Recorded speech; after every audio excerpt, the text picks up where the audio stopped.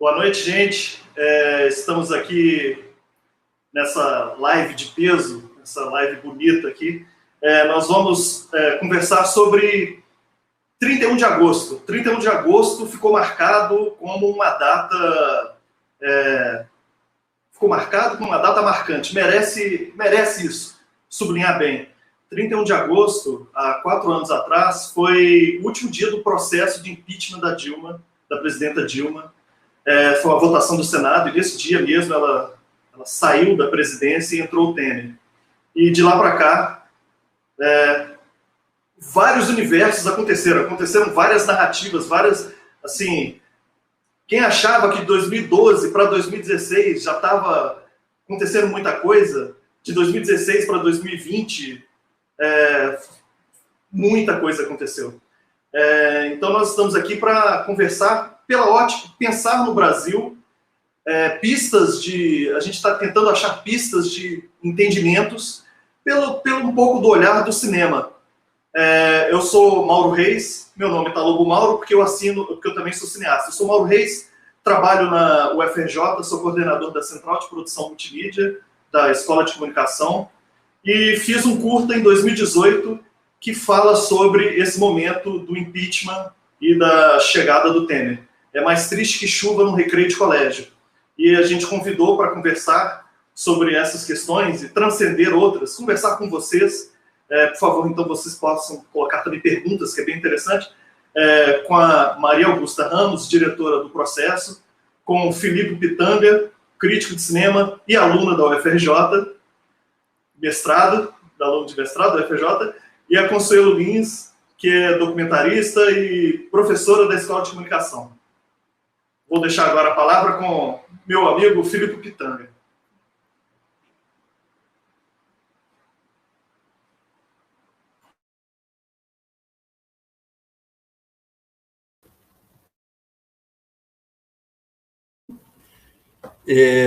Eu agradeço ao Mauro pelo convite e, ao mesmo tempo, por poder estar aqui ao lado de profissionais que não só eu admiro, como eu acompanho e estudo. Não só, minha pesquisa no mestrado envolve o trabalho da Maria Augusta, como também vários dos livros e textos de Consuelo, da professora Consuelo, e sou orientado pela Anita Leandro, professora Anita Leandro também da ECO-UFRJ.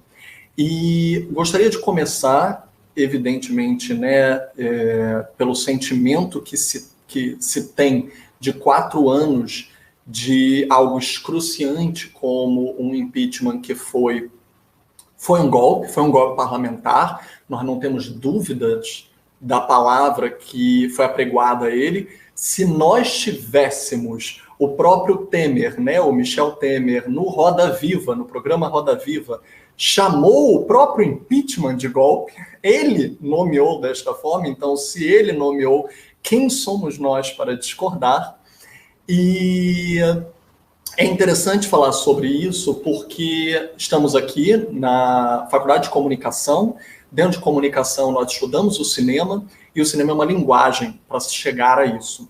Então eu gostaria de realçar por que eu passei a estudar, em primeiro lugar, num contato pessoal, o filme da Maria Augusta. No meu trabalho como crítico e como curador, o que eu já buscava, eu estava presente no Festival de Berlim, na estreia do filme mundial, e a comoção, o clamor público me tocou de algo de tal maneira que não pode ser comparada facilmente com outras experiências. Mesmo que esse cinema seja a minha vida, eu trabalho com cinema, e muitos filmes me dão algo que realmente são experiências transformadoras, mas essa, de certa forma, foi marcante, sem paralelo.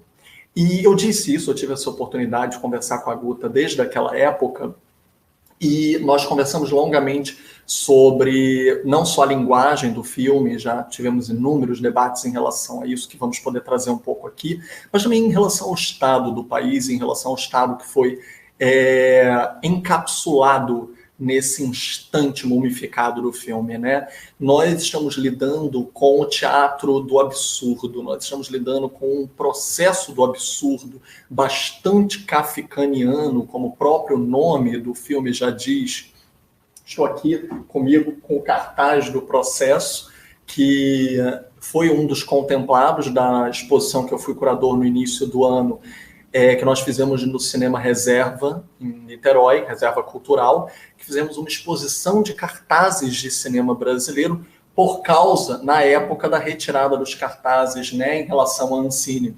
Então, o fato de termos feito uma exposição, uma resistência em relação a esses cartazes foram removidos, e uma das peças-chaves desses cartazes ser o processo da Maria Augusta, ser a relação do cinema com a política, da transformação máxima. E por isso eu quis, né, realçar o cartaz, eu quis que ele estivesse em evidência para nós, porque isso diz muito. Adentrando a linguagem, por que me foi tão transformadora, eu acho que ao mesmo tempo que ela conseguiu encapsular tudo que estava ocorrendo naquele momento e que já se dizia golpe, mesmo antes de até mesmo os maiores poderes que vieram assumir reconhecessem como tal, nós temos duas questões que eu quero trazer já de abertura para que a gente possa desenvolver depois com os demais. Todos nós, apopléticos com a realidade do Brasil, não podemos deixar de fazer uma correlação. Nós estamos vendo um filme de terror. Nós estamos vendo um filme de terror com a política brasileira. Então, eu fiz uma pergunta para mim mesmo, né?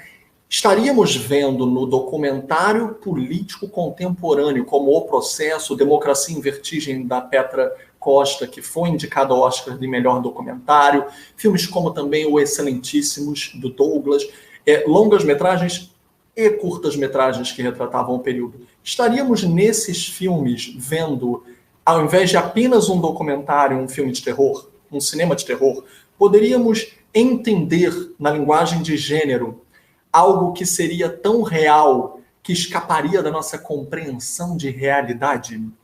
Algo que seria tão absurdo que só através do surto e do delírio nós compreenderíamos? Pode parecer estranha a minha colocação, mas não só é uma experiência assumida dentro do processo, né? Se colocar uma referência ao Kafka, que já trazia o fantástico, já trazia a distopia no seu tribunal de exceção retratado no livro, como o filme também traz algo que eu gostaria de trazer aqui.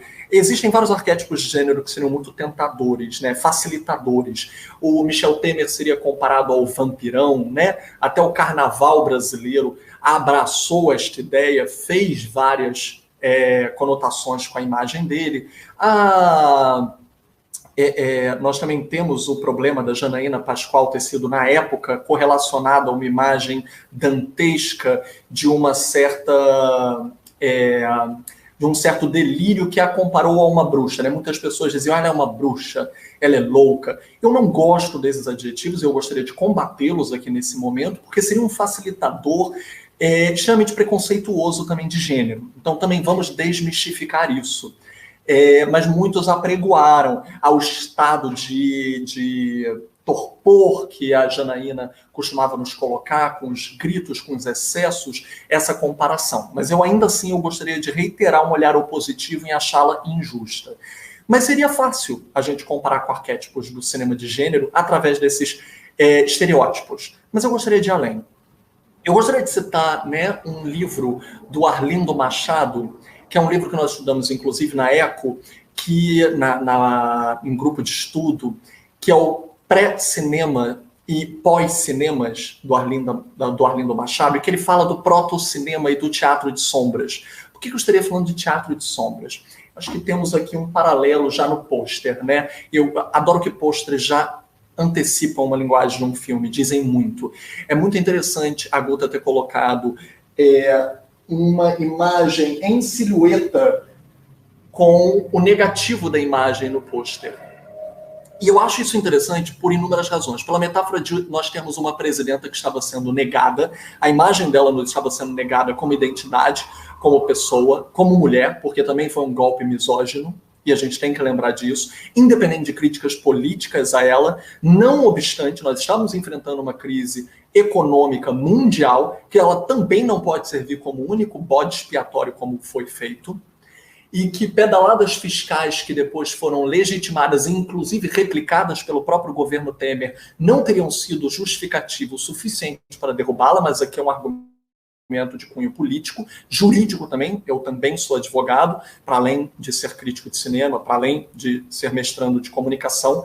Então, eu também tenho a outorga para estar falando esse argumento jurídico, mas eu gostaria de voltar à linguagem do cinema para poder passar a palavra para as nossas contempladas, que são, né, a professora Consuelo Lins, uma das nossas maiores pesquisadoras de documentário no Brasil.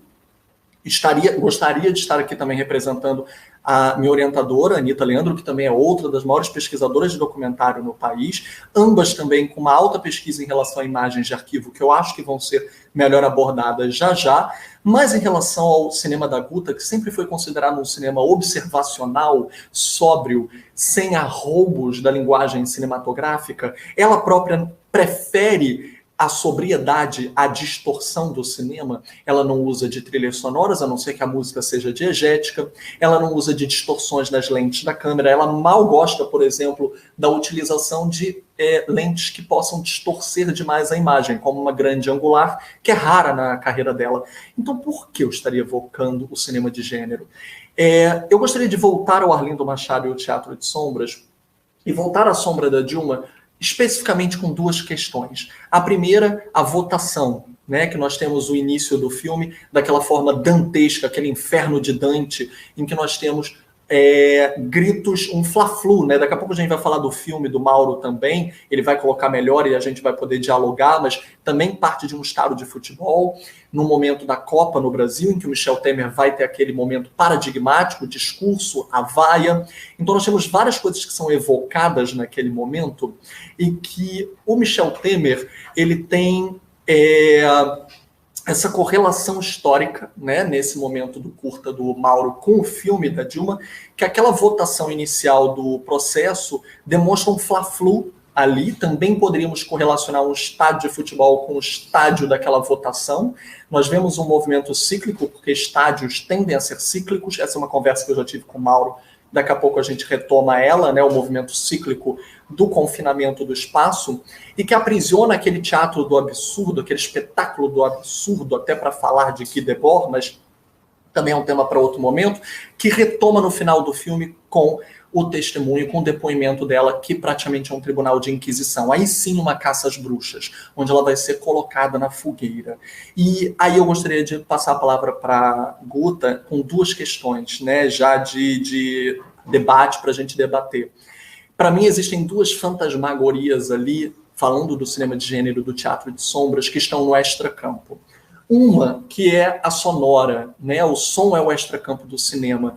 E como a Guta ela é sóbria na questão de adições, como trilhas e etc., nós temos um ataque frontal dos microfones,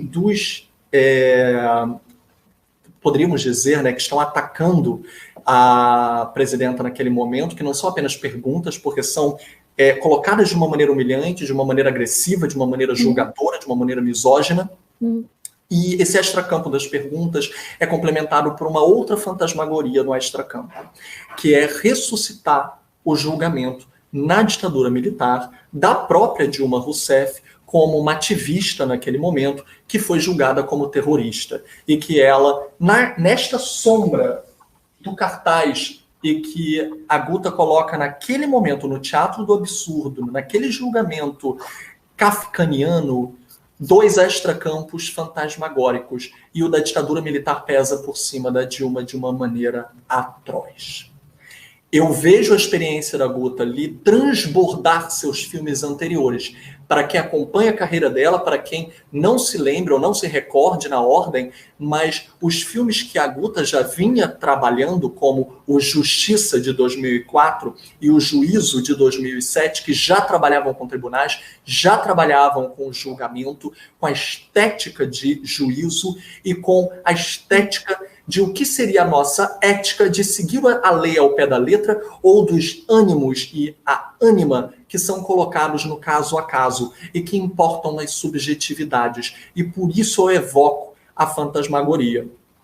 A Guta vai trabalhar vários outros momentos que também vão trabalhar como a lei é aplicada, como o Morro dos Prazeres, e hoje em dia, mais recentemente, o Não Toque em Meu Companheiro, que fala da Caixa Econômica e a crise dela, que há duas quase 3 décadas atrás, nós tivemos a demissão sumária de vários funcionários e que até hoje nós passamos por essa ameaça da relativização dos direitos trabalhistas e da aposentadoria, como vemos no curta-metragem do Lobo Mauro, né? Do nosso querido Mauro. Então, eu gostaria de passar para a Guta, depois dessa pequena introdução das suas obras, da estética de tribunal e dessa fantasmagoria no processo, e perguntar, Guta, como foi encapsular o terror do Brasil num documentário político contemporâneo? Obrigada, Filipe, pelas suas palavras. Vocês estão me ouvindo? Estão ouvindo? Uhum. Então, primeiro eu quero te agradecer pela análise, enfim, do processo. Fico sempre...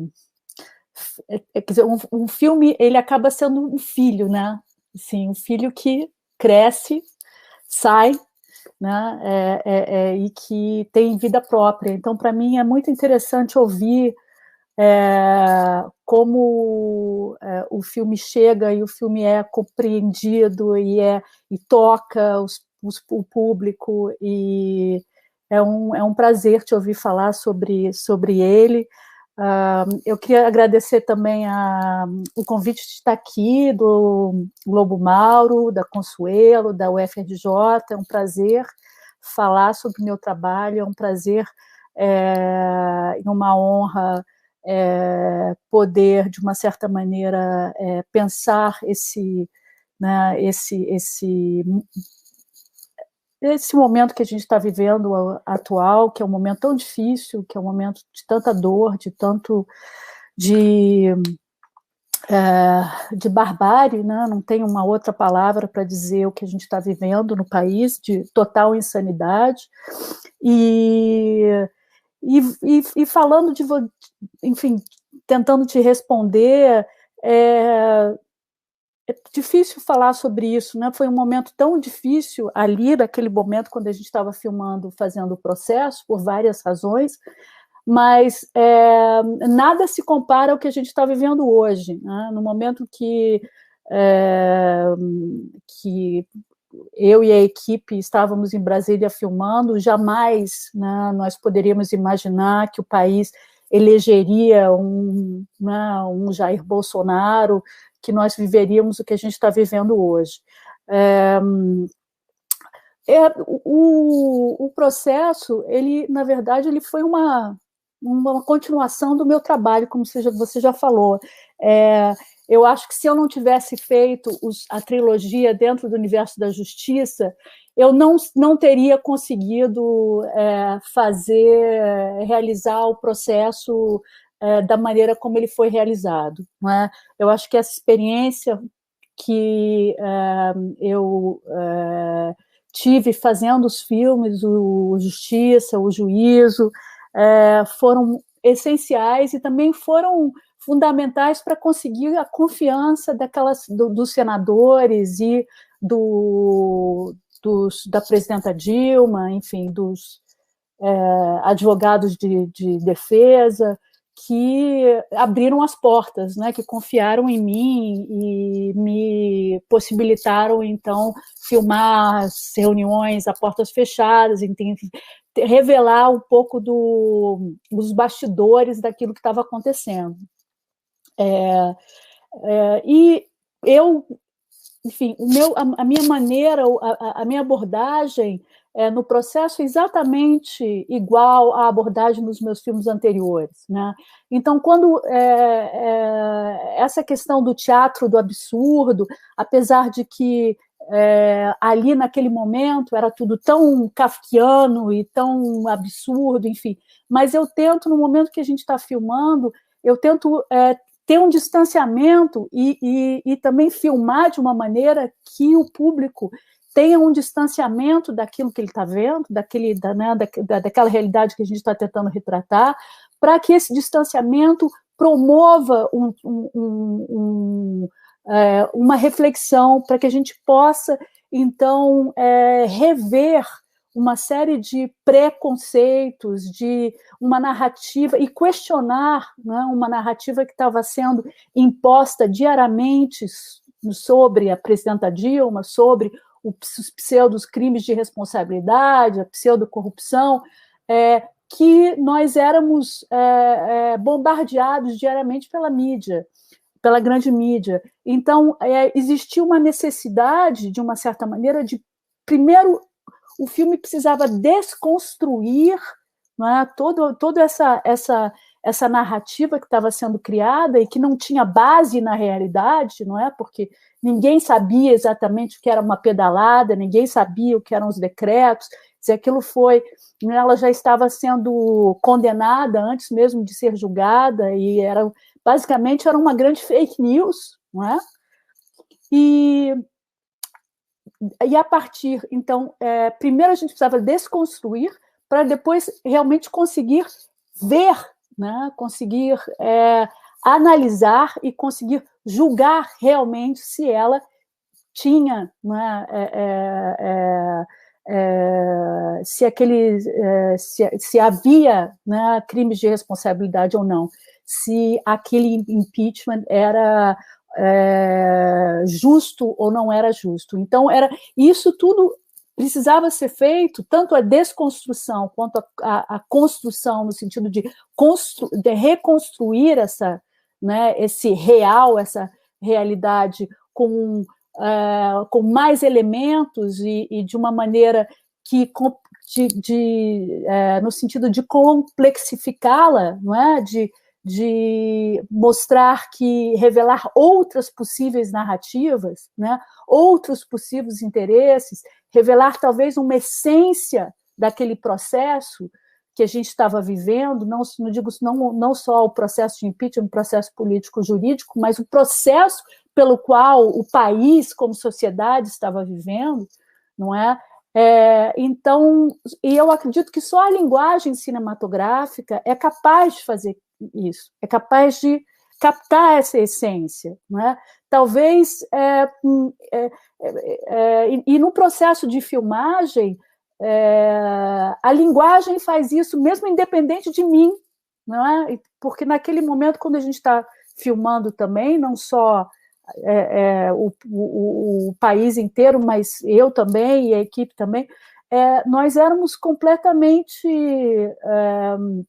envolvidos naquela loucura, naquela insanidade. Era facilmente eu recaía na questão de uma confusão, porque tudo era feito para confundir, tudo era feito para como você estava referindo à lente, né, para ai meu Deus, como é que eu vou dizer isso? Para confundir isso, para distorcer a realidade.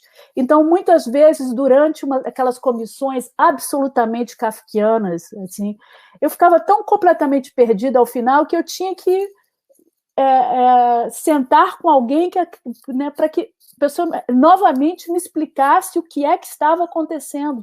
Tamanho o processo kafkiano, né, que a gente estava vivendo. Então, naquele momento, eu não era capaz de, como pessoa, né, como pessoa física, digamos assim, como, né, ser humano, também capaz de ter esse distanciamento. Não é? Esse distanciamento, mas o que possibilita isso? A linguagem, né, a maneira como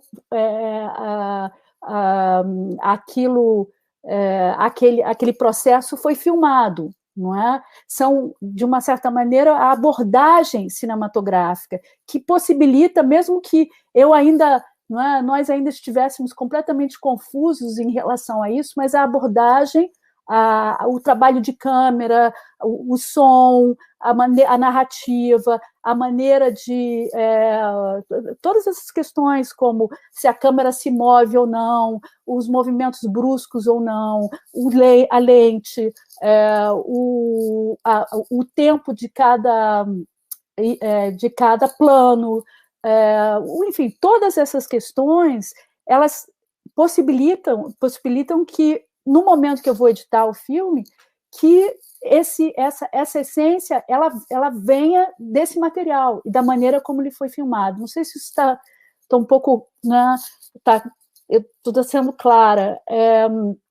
Por isso é que eu acredito muito em forma. Eu acredito muito que a forma define o conteúdo, né? Então, a tendência no documentário, por exemplo, é dizer que o documentário é mais sobre o conteúdo, a ficção é mais sobre a forma, enfim. Eu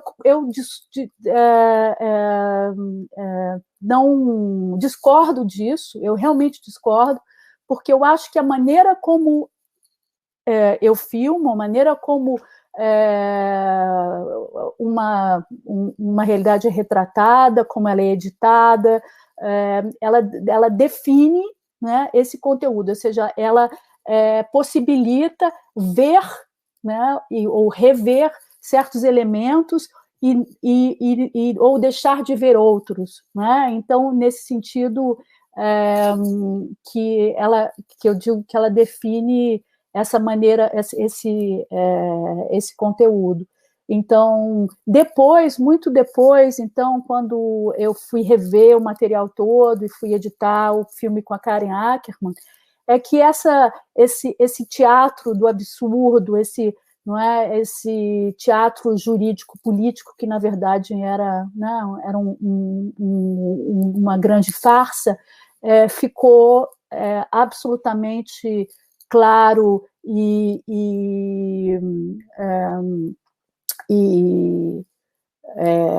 foi, digamos assim, não só claro, mas concreto através do material, através das imagens filmadas. Não sei se eu te respondo. Então...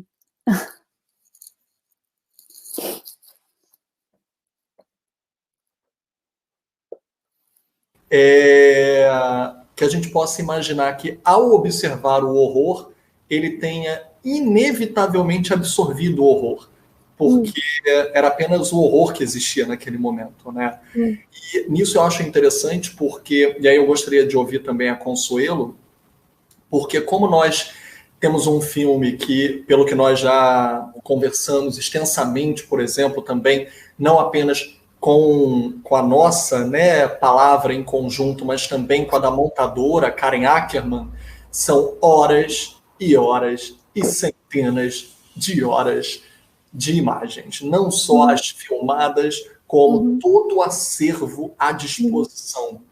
Porque vocês tinham desde as imagens do TV Senado, a imagem de arquivo em geral, e então havia uma fonte quase que infinita. Esse filme poderia até nem conseguir ficar pronto de tanta fonte. Então eu queria perguntar um pouquinho também para Consuelo, e eu acho que como é um filme que lida com as nossas paixões, essa data lida com as nossas paixões, foram muitas emoções colocadas para fora, o quanto essas paixões atravessam a imagem de arquivo, que pode ser fria ao abordá-la, mas como um texto da própria Consuelo diz, ao tocá-la, nós agregamos a nossa subjetividade à imagem de arquivo. Então, o quanto esse filme, por exemplo, atravessa, né,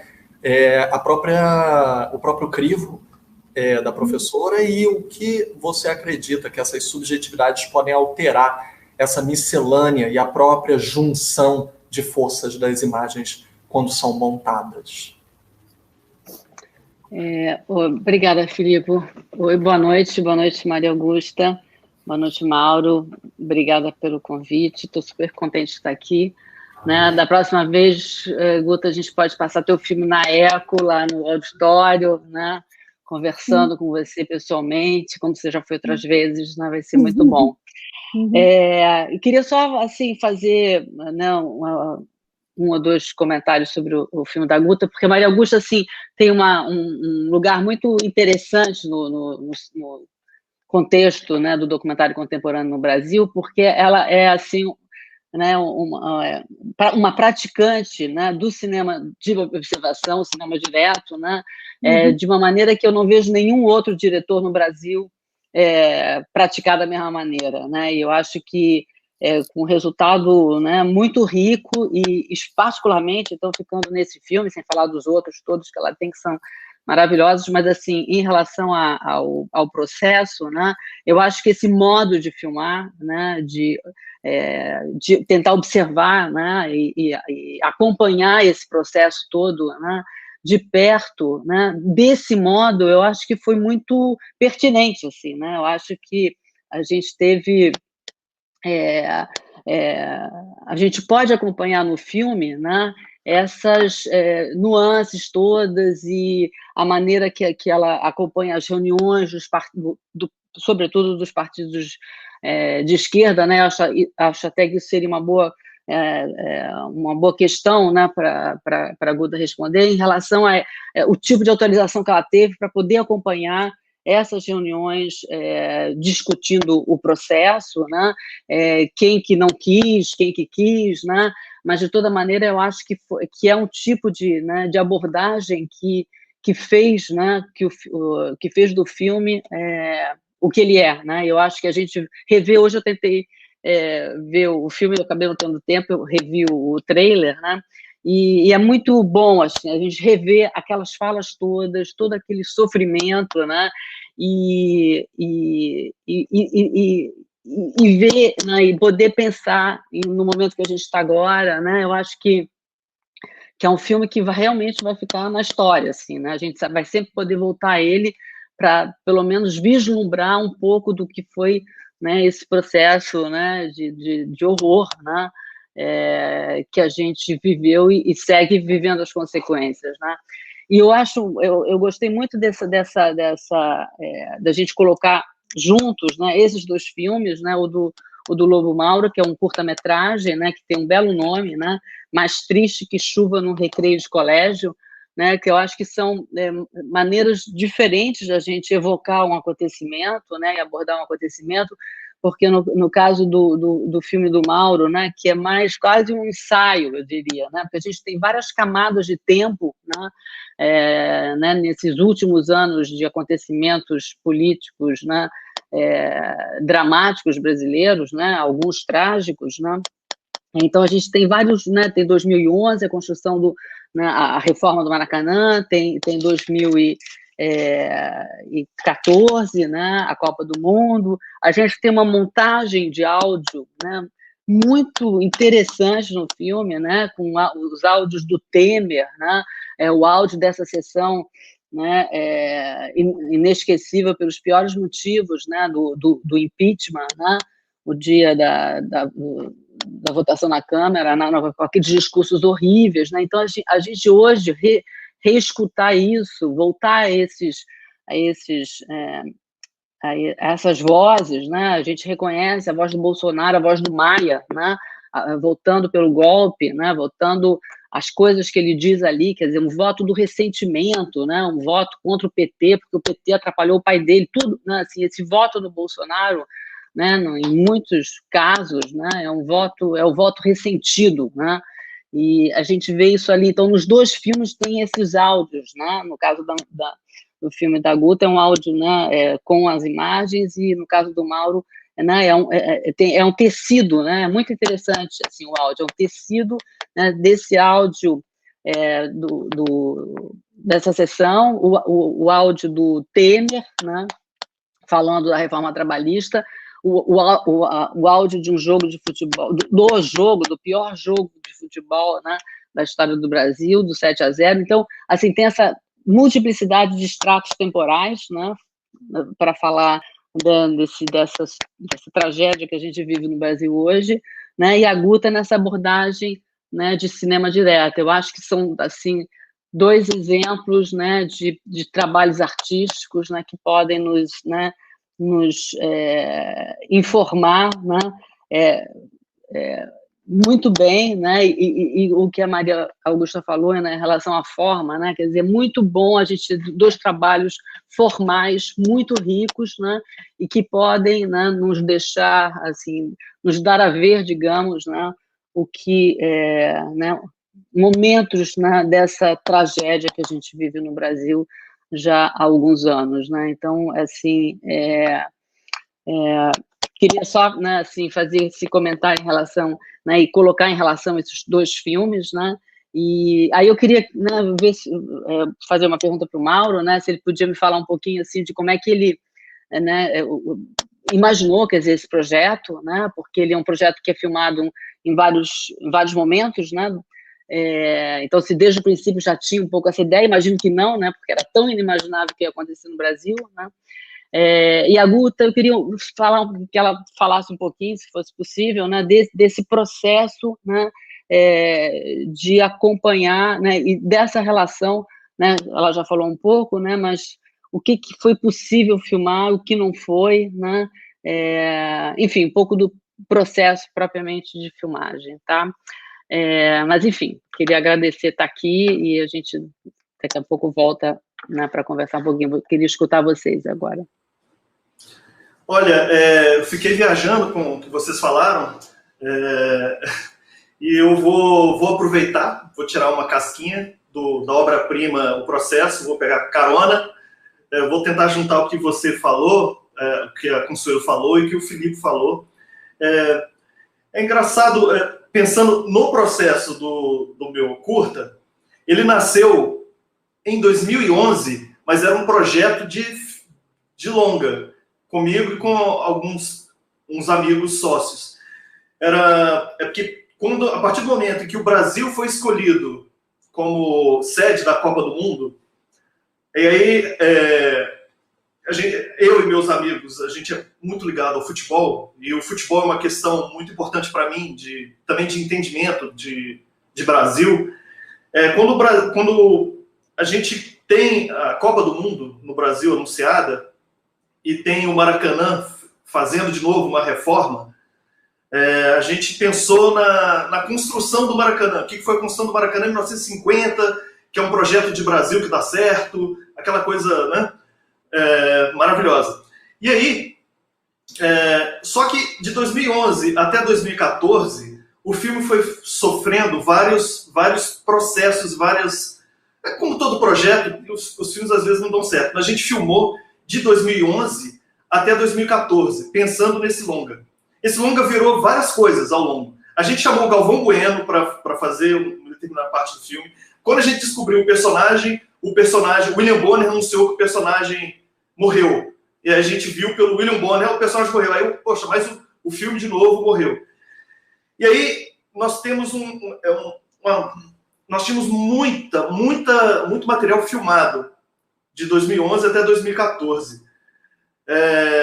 E com diversas, né, a Nau ia para cá, ia para lá, a gente ao sabor dos acontecimentos e dos nossos fracassos. E aí, o que acontece? Eu lembro que até em 2015, meu amigo, o Roberto Balinho, ele falou assim, cara, vamos pegar esse material, vamos fazer o Bandido da Luz Vermelha do Maracanã, Esganzela, que a gente tem material de tudo ter jeito, e falar, beleza, vamos fazer. Só que não foi para frente. E eu deixei ele escondido nas gavetas dos arquivos digitais, né? Tá lá, com imagens ótimas, que eu adorava aquelas imagens, sempre ficava, vamos ter que fazer alguma coisa com isso.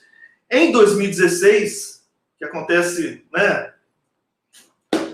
É o que a gente está aqui, né? Falando. E aí, as coisas se sucedendo, vai para 2017, aí chega em 2017, eu já, assim, que a Maria Augusta Ramos falou sobre, no processo que ela estava de filmagem, era uma coisa meio kafkaniana, que não deixa a gente entender direito, né? Hoje a gente percebe, né, que em 2013 foi uma guerra híbrida, já começa as junk news, já começa tudo, né? E aí, em 2017, com um pouco nesse momento de frustração, impotência e raiva, eu falo, peraí, vou retomar aquelas imagens.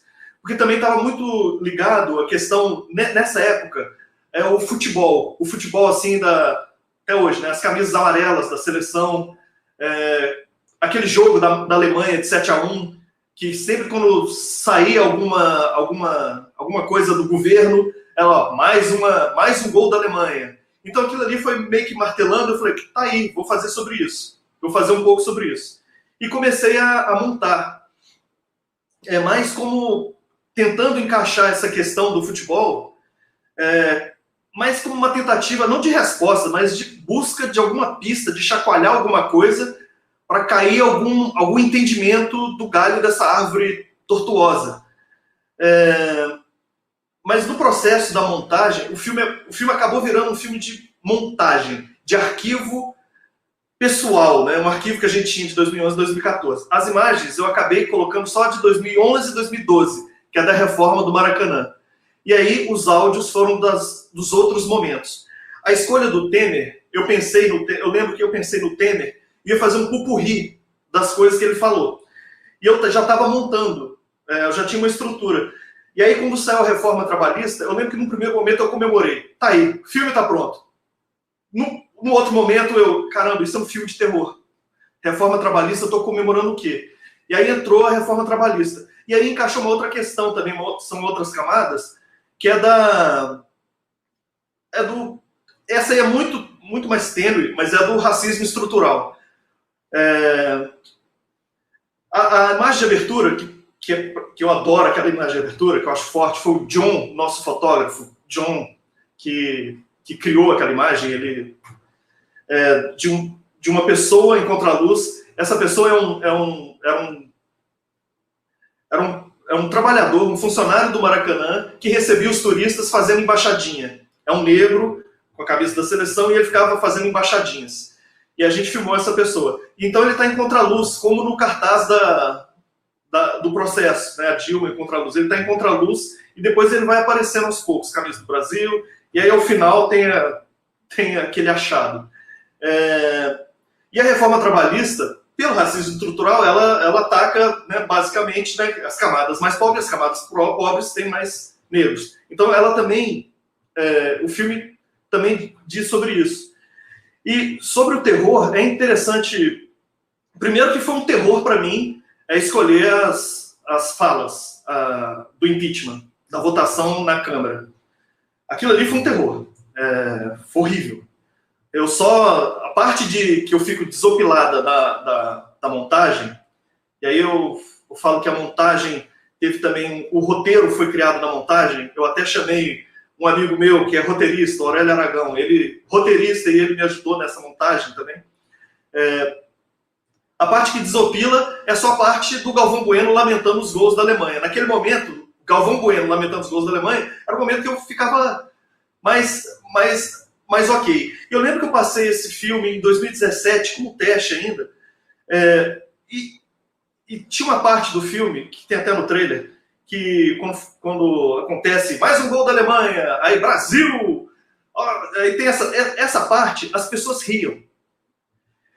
Em 2018, quando finalmente estreia, e aí é mais eu tentando pegar carona no processo, ele estreou em Oberhausen, na Alemanha também. O processo estreou em Berlim e o Mais Triste estreou em Oberhausen, que é um festival muito importante de curta-metragem. As pessoas não riam mais. E a partir dali as pessoas não riam mais. Voltando um pouco à parte da montagem, quando eu finalmente montei, tem uma parte lá que eu realmente usei, e aí eu concordo com a discordância da Maria Augusta Ramos sobre a forma, sobre o documentário. Eu usei, sim, uma questão, uma coisa lá de terror, né? O Maracanã deserto. Aquilo foi interessante, porque eu usei com a montagem e o tempo, eu usei o tempo assim, não, isso aqui. Eu lembro que eu montava à noite, aquilo ali até me deu um pouco de medo. Eu sou muito cagão com fantasmas. Adoro filme de terror, mas sou cagão com fantasmas. Mas aquilo me deu um certo medo, sim. E aí depois, quando eu pedi para fazer uma edição de som, já que foi para o Oberhausen, vou trabalhar no som. Aí o editor de som, ele trouxe um elemento também, um outro elemento, uma camada sonora que é de terror. É uma coisa mais grave, um som mais grave, quase David Lynch. E principalmente, ele acabou criando uma trilha sonora que é meio complicada, né? Também me causou um certo calafrio, principalmente nessa parte do Maracanã vazio, né? O estádio em construção. E aí, quando eu fui levar para mixagem, o Daniel Lopes, que é o mixador, ele usou, nós criamos lá, e foi ideia dele de falar o Temer, e ele falou assim, pô, o Temer, né, nesse filme, ele tá com uma... Ele não é nem Darth Vader, né? Ele tá uma questão muito forte, pesada, e a gente tem um certo medo. E aí ele fez um delay, uma coisa técnica, que num canal tava a voz do Temer, no outro canal a mesma voz do Temer, mas com um delayzinho, que parecia aquela dissonância, que é uma coisa meio alienígena, meio estranha. É muito leve, mas eu usei isso. E falando nisso, sobre essa questão, eu na minha vida, eu descobri sobre o terror, sobre o gênero terror, cada um tem, né? Cada um gosta de um tipo de comédia, cada um gosta de um, né? Eu descobri que o que eu tenho mais medo, e eu já li Stephen King, já vi filme demais, e nessa percurso eu descobri que eu tenho medo de uma coisa que é de criança, quando tem criança misturada com terror. Isso eu tenho pavor. A criança fantasma, a profecia, o iluminado. Eu morria de medo daquelas irmãs. E uma outra coisa que eu não suportava ver, e até hoje eu não suporto, e para mim era só até esses dois, eu não suporto ver, é filme com indicação de um animal sofrendo. Animal sofrendo eu não suporto ver. E aí, de 2018 para cá, eu descobri uma outra coisa que eu não consigo mais ver. Eu vi o Processo, eu vi o filme da Democracia e Vertigem, eu vi um outro curta sobre essa questão. Mas até hoje eu não consegui ver, por exemplo, Excelentíssimos, do Douglas. Eu ia colocar para ver, mas me dava um certo pavor. E até hoje, eu vou confessar que eu tentei ver o Processo e eu não consegui ver. Eu ia rever e não consegui ver. E nem meu curta eu vejo muito. Assim, eu tenho receio. Bem, acho que eu posso... Filipe, e quem quer conversar mais? Aqui está muito livre. Na verdade, só para você ainda, a Consuelo colocou uma boa colocação para a Guta, mas só para você continuar, porque o Caio Duca fez o seguinte comentário no chat: ficou genial a imagem em contraluz porque faz alusão também a uma estátua paralisada, como uma estátua do Bellini no Maracanã.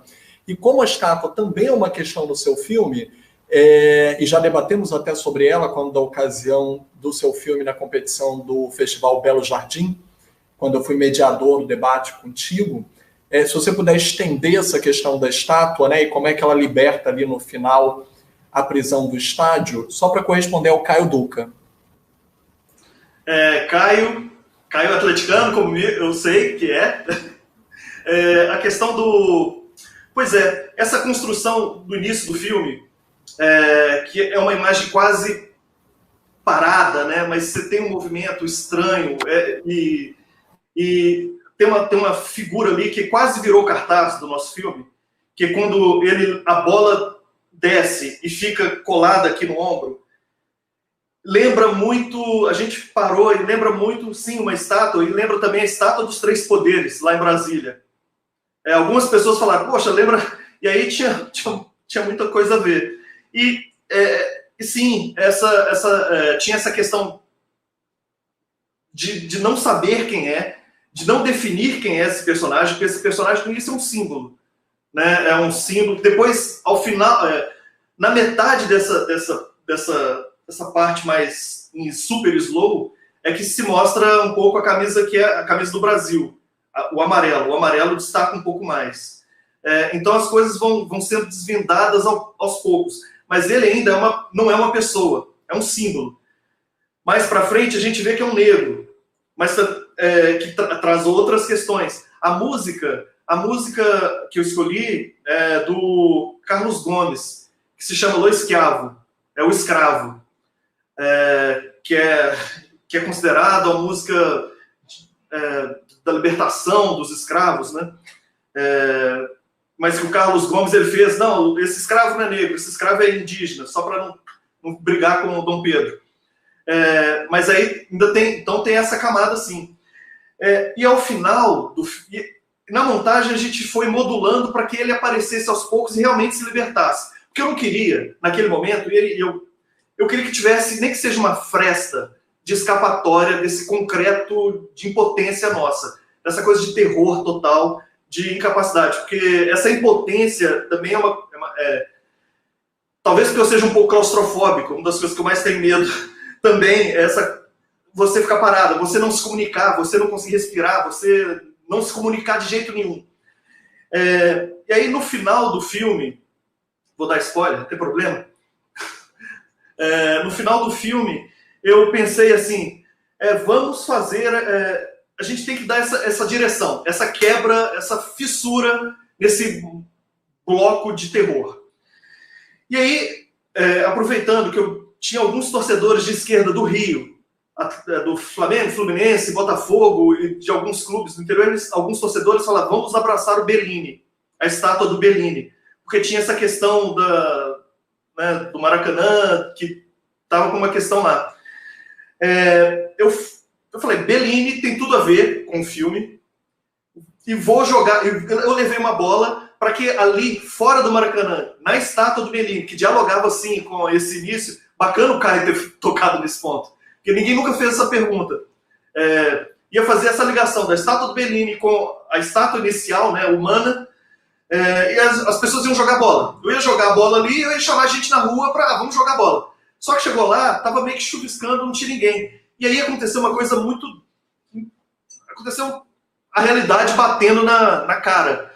Eu reencontrei, depois de 2011, 2012, a mesma pessoa que estava...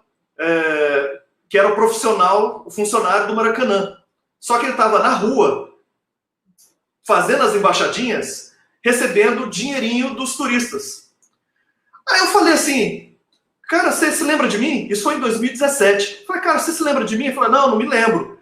Cara, eu fiz aquele... Aí eu fui, falei, vou conversar com você. No outro dia eu fui e mostrei as imagens que a gente fez. Aí ele me contou o caso. Eu falei, cara, eu posso te filmar aqui para entrar no final do filme?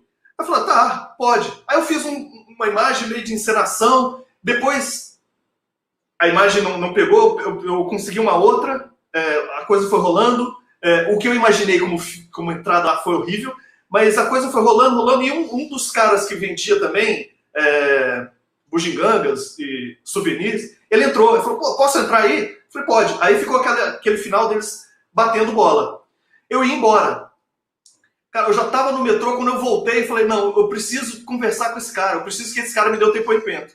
Essa cena foi a única cena que foi filmada em 2017 e foi com o meu celular. As outras cenas são de 2012, basicamente de 2012, do Maracanã. E o áudio eu peguei do celular, dos carros passando, mas eu falei, não, eu preciso desse cara falando sobre isso. Cara, e aí eu pergunto, cara, eu te encontrei em 2011, 2012, lá no Maracanã, o que aconteceu que você está aqui na rua? Aí ele conta, né? Ele conta o porquê, né? É isso. E aí a realidade me dando o final do filme. Muito melhor do que eu tinha imaginado, mas assim, é uma realidade que eu não queria que tivesse, né? Eu queria que fosse futebol mesmo. Eu não queria o cara do lado de fora, pô. Uma sacanagem. Respondi? Com certeza. Podemos agora passar para a Guta.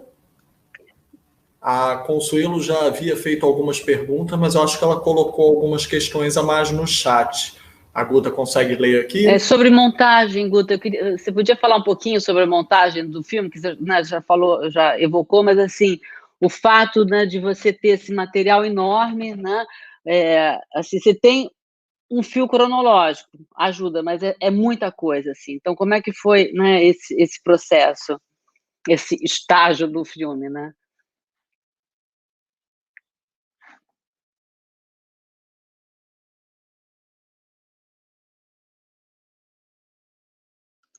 Acho que você está com o microfone fechado, Guta. Isso.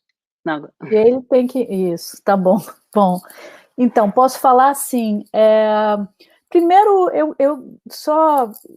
Antes de falar diretamente sobre a montagem, apesar de que, de uma certa maneira, está relacionado, a importância da palavra, né, do discurso enfim, do significado do discurso durante esse processo, ou na vida, enfim, né, nas relações humanas, nas relações sociais, nas relações de poder. E todos os meus filmes, de uma certa maneira, eles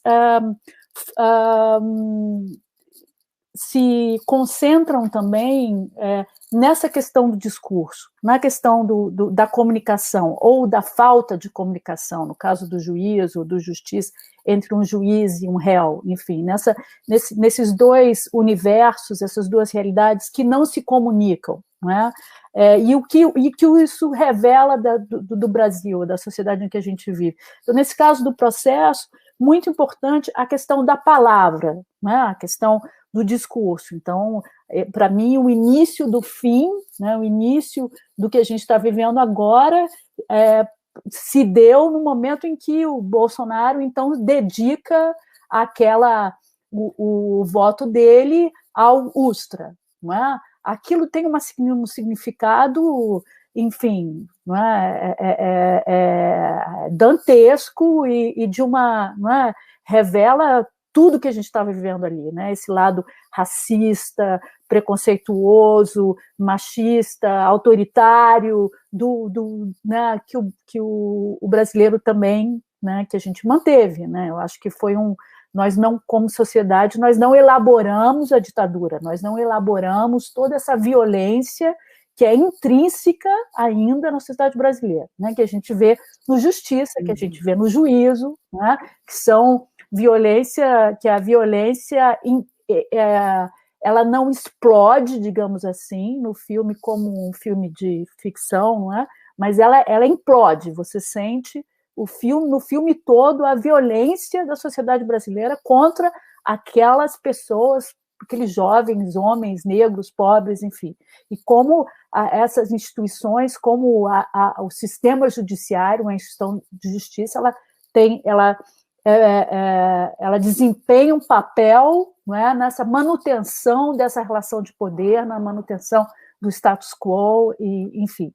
Então, voltando na questão do processo, eu e a Karen, é uma questão de trabalhar muito o discurso, o texto, a palavra, não é? E apesar de que como vocês mesmos apontaram, né, nós tínhamos 450 horas de material, eu filmei muito, mas, ao mesmo tempo, durante o processo de filmagem, eu vou realmente fazendo escolhas, porque né, para que eu consiga filmar, de uma certa maneira, eu preciso de uma estrutura, né, eu vou procurando a estrutura durante a filmagem, principalmente, por exemplo, nesse caso, porque a gente chegou em Brasília e eu não conhecia ninguém, eu não conhecia nenhum deputado, nenhum senador, eu não sabia se... enfim, eu fui um pouco... foi uma decisão de uma hora para outra, né? Assim, como o impeachment foi de uma hora para outra. E como os meus filmes são são construídos através de personagens, digamos assim, de pessoas reais que nos guiam, né, por esse universo, nesse caso. Então eu fui procurando, né? Enquanto a gente filmava, eu ia procurando, então, no momento em que o filme, nós temos o Circo de Horrores, que é aquela votação na Câmara dos Deputados, e o impeachment passa, né, o processo de impeachment, então, se inicia, ali, digamos assim, para mim ficou já muito claro que o filme deveria ser sobre esse processo jurídico-político do Senado Federal. Tá? Então, pelos meus interesses, pela questão de que me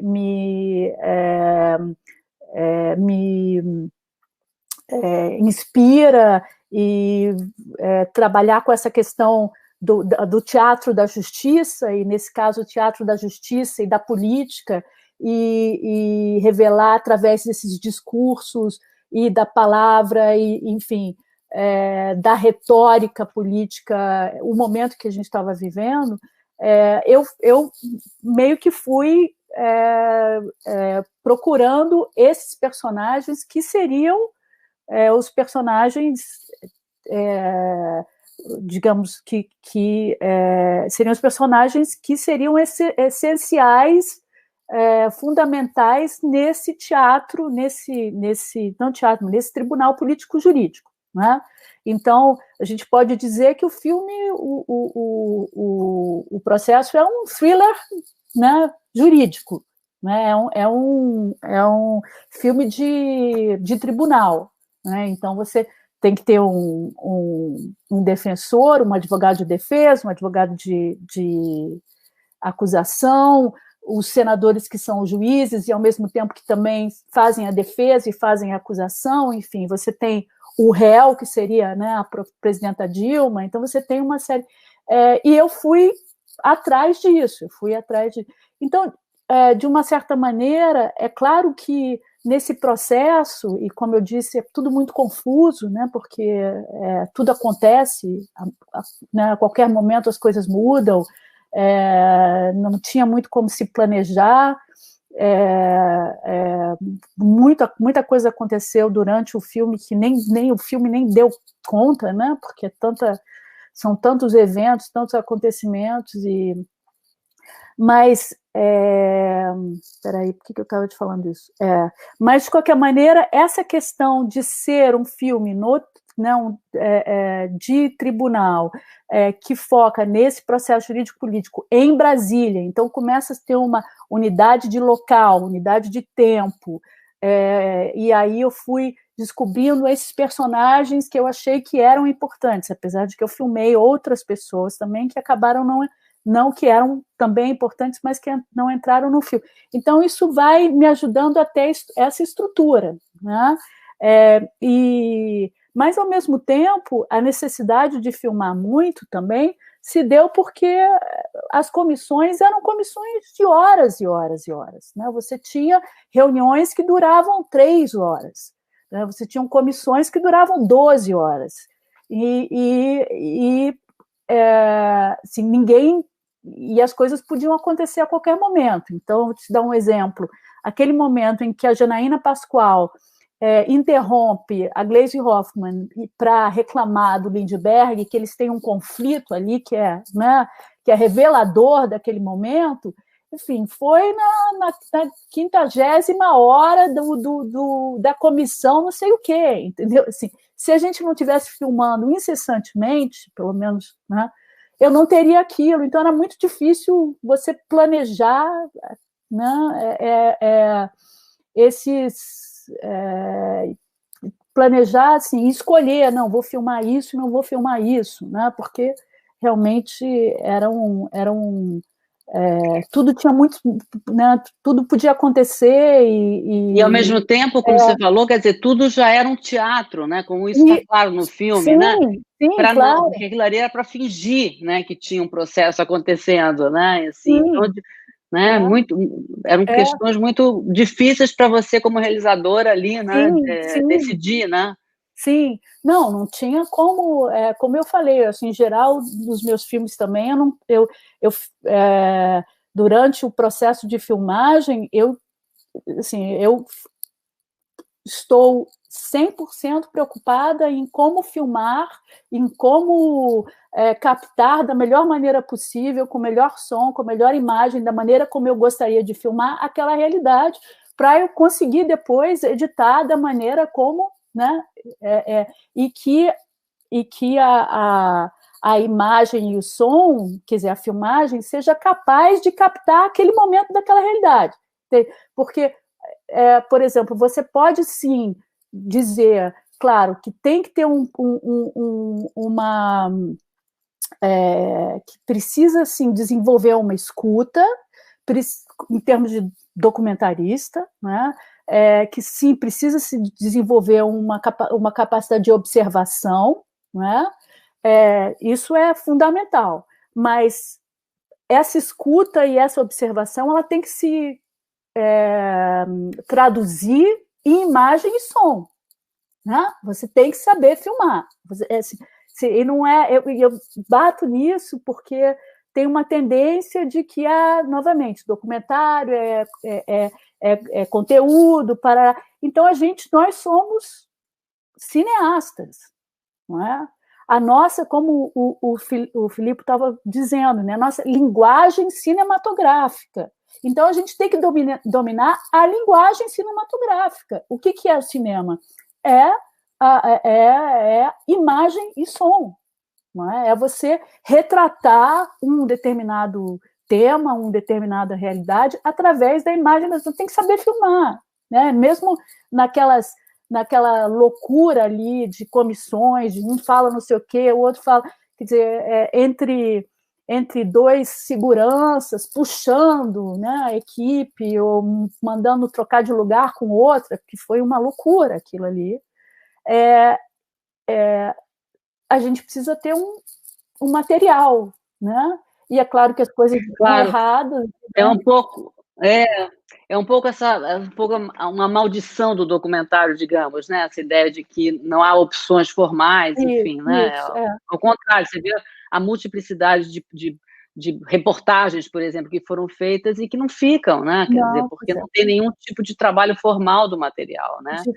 Quer dizer, essa linguagem, é isso que eu digo, quer dizer, por isso, novamente, a questão de bater na tecla forma define o conteúdo e define a capacidade a possibilidade do público refletir sobre aquilo que ele está vendo, né? E rever e questionar, porque não é a minha intenção como documentarista em nenhum filme tentar explicar a realidade, ou tentar solucionar, ou tentar desenvolver uma tese, ou denunciar algo, ou provar uma tese, né? Longe disso.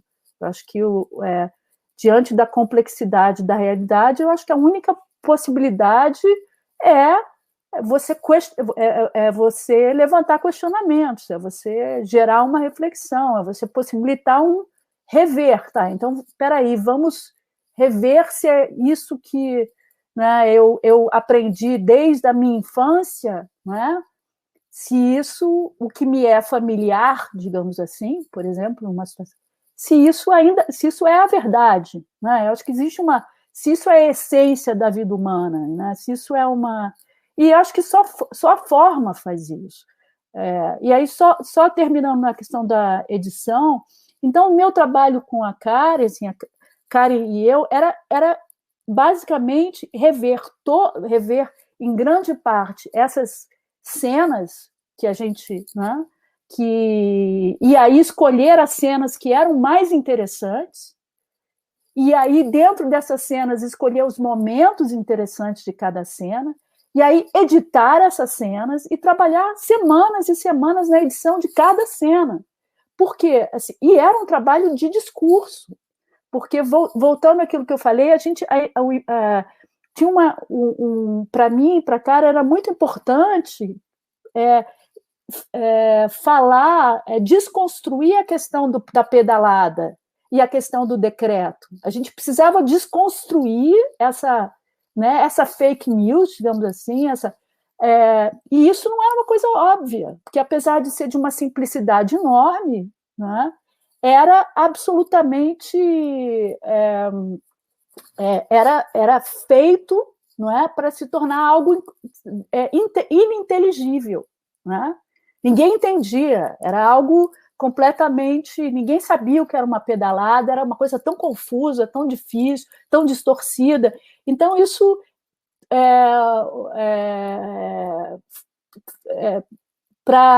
isso não foi fácil, porque porque é denso, não é? É árduo tentar desconstruir, construir, tentar entender o que é realmente uma pedalada, o que é realmente o que foi aquele decreto, e para que o público, né, geral, o público leigo, do qual eu também fazia parte, entenda. E aí não chega naquele momento das comissões e diga, não entendi nada aqui. Né? Então, a gente tinha que, aquelas reuniões, aquelas comissões que a gente trabalhou justamente essa questão dos crimes de responsabilidade, a gente provavelmente, cada cena foram 2 semanas, entendeu? Para conseguir chegar a essa a editar de uma maneira que a gente conseguisse revelar toda a farsa e, ao mesmo tempo, E para revelar essa face, as pessoas tinham que entender o que exatamente era aquilo. Não sei se está muito claro. Então, era muito em cima de discurso, muito em cima de a edição, muito em cima do que está sendo dito e como está sendo dito. Não sei se te...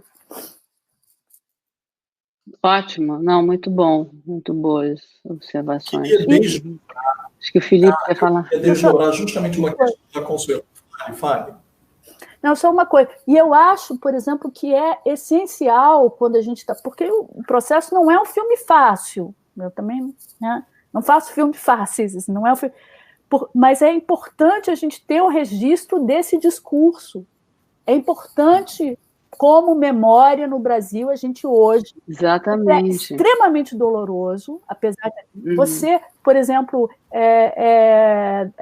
foi muito interessante ver justamente o curta do Lobo Mauro, porque é construído em cima desses discursos, em cima desses, né,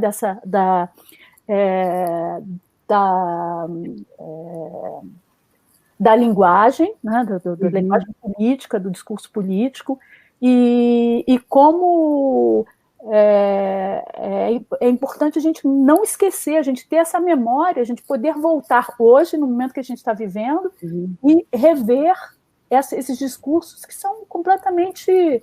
Fundamental, é fundamental isso. Dantesco, entende? De tanto do que a gente está vivendo hoje, né? O discurso do Bolsonaro, Felipe, eu já te passo a palavra, tá? O discurso do Bolsonaro, aquela frase sobre o Ustra, que realmente, assim, cada vez que fala, parece que é uma facada que você recebe no coração, ele tinha que ter sido preso ali, ninguém pode falar uma coisa dessa impunemente, né? Assim, então, assim, e voltar isso tanto no filme do Mauro quanto no teu, né, e em outros documentários, né, interessantes que foram... É muito... A gente não pode esquecer, porque ali, né, ele ter podido falar aquilo ali, né, assim... já é absolutamente legitimou tudo, né? Legitimou a violência contra ela, legitimou a tortura, ele legitimou tudo. Né? A então, ditadura. Né? O golpe, o ataque à democracia, no fundo, isso do exatamente. Aí você vê o Maia hoje com esse discurso todo, o cara foi ali, né? Assim, no curso, né? É muito bom que no curta do Mauro ele seja o primeiro, para a gente não esquecer esse cara que está aí se fingindo né, de conservador progressista, né? É o cara que falou, né? E ali aquela coisa menor, mais assim, medíocre, né? Mais ressentido, o pai dele. Não é nada. Enfim. O Felipe fala aí. Mas eu concordo em gênero, número e grau. Eu queria até aproveitar isso, ainda um pouco acachapado, né, pela primeira colocação até que a Guta nos trouxe, de que, a bem da verdade, é muito interessante perceber o cinema observacional, né, como uma esponja.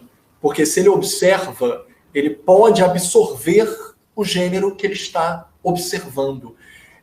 Como, por exemplo, Crazy Horse, do Wiseman, quase pode se servir do gênero musical, porque ele absorve o que ele está observando na música, na dança, no movimento, no corpo. Então, eu queria, com essa observação, que acaba absorvendo o gênero que está observando, queria trazer uma palavrinha mágica que a gente conversa muito, e que a gente conversou muito no seminário Na Real Virtual, que você foi uma das palestrantes, né, organizado pelo Carlos Alberto Matos e o Bebeto Abrantes, sobre performance. Performance, ainda mais no documentário. E acho bem interessante porque vai se interligar com uma pergunta direta da Consuelo, que ao falar sobre isso, e ela colocou muito bem, né, as reuniões... Uma coisa, como a Consuelo colocou, era o Tribunal do Absurdo. O Tribunal do Absurdo, ele estava ali só para fingir que houve um proforme.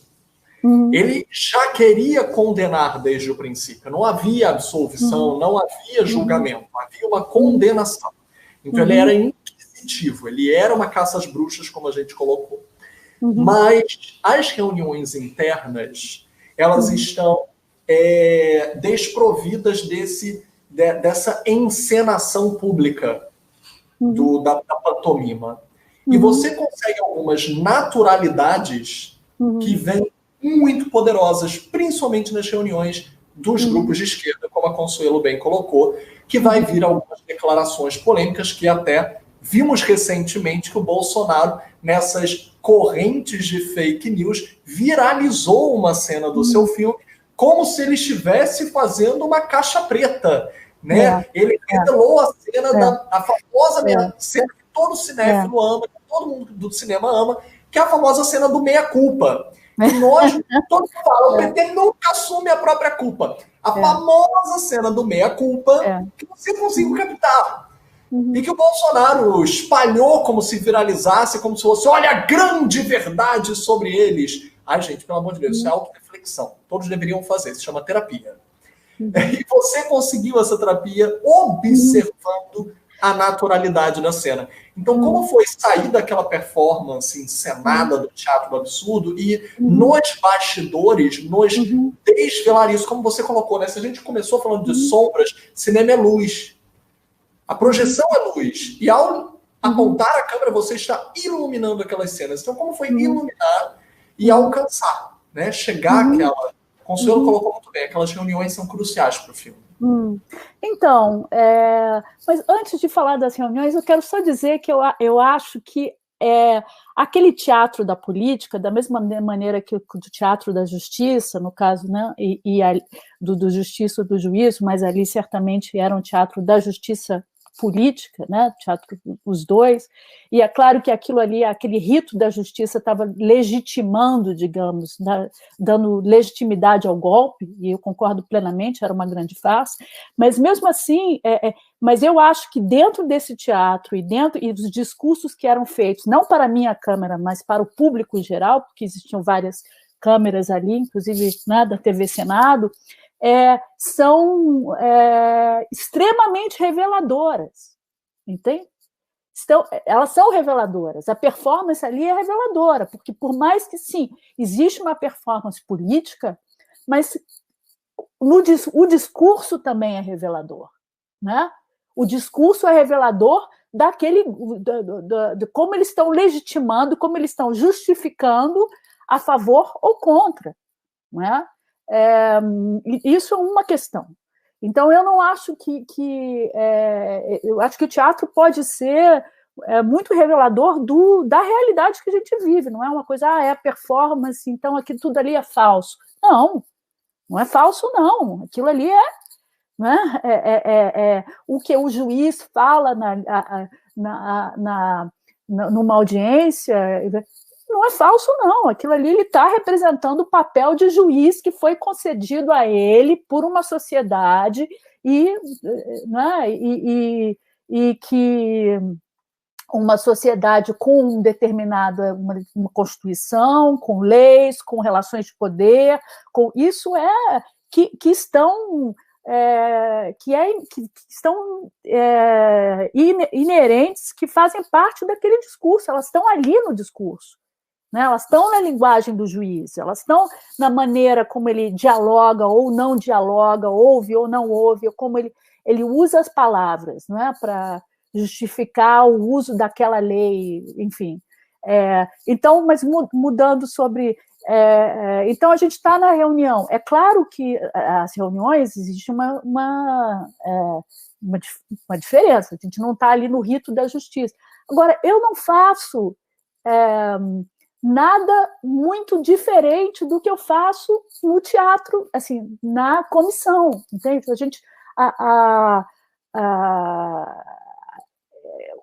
Como eu filmo, em geral, é assim, eles começam e a gente começa a filmar e filma início, meio e fim, e não houve, nessas situações de reunião, não tem como pedir para fazer outra vez, isso não existe, assim, a atenção... e a gente tem que filmar e pegar o que pode e se movimentar e tentar não incomodar essas pessoas. Os senadores, por exemplo, não gostavam de usar sem fio, então ninguém usava sem fio, então era boom mesmo em cima das pessoas, enfim. Só que o fato é também que, e da mesma maneira como no justiça e no juízo, numa audiência, aquelas pessoas estavam lutando pela sobrevivência, lutando pela narrativa, entendeu? No primeiro momento talvez estivessem um pouco incomodadas, depois se esqueceram, elas estavam na sobrevivência né, da presidenta, do PT, assim, eles entravam, sentavam, falavam, saíam correndo, aí voltavam, sentavam, falavam. Então eu acho que isso, sim, eu não fiz nada para deixá-los à vontade, entendeu? Assim, as coisas, é claro que na maneira como se filma, na maneira como se edita, é claro que a gente vai escolher os momentos que são os momentos mais reveladores, os momentos que as pessoas estão mais à vontade, né? que naquela reunião, que através daquele diálogo, que isso fique mais, que seja um momento mais, enfim, que a gente consiga captar essa essência do que a gente está falando, né? Então, mas eu acho que são tão importantes quanto, né, quanto o discurso do Eduardo, da Janaína Pascoal ali, quando ela faz aquele discurso e chora, que aquilo ali é dantesco, né, absolutamente perverso, quando ela fala que ela está fazendo aquilo pensando nos netos, no bem dos netos da Dilma, que é de uma perversidade, não é, absurda.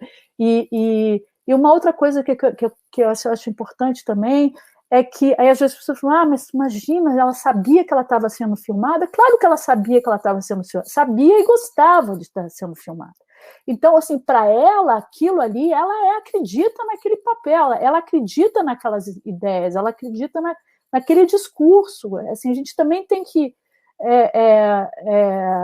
pensar que, como diz o Lacan, né, assim, nós não somos essas pessoas, a gente não se conhece completamente, pelo contrário, nós somos vários seres, e nós temos um lado que a gente mal conhece, né?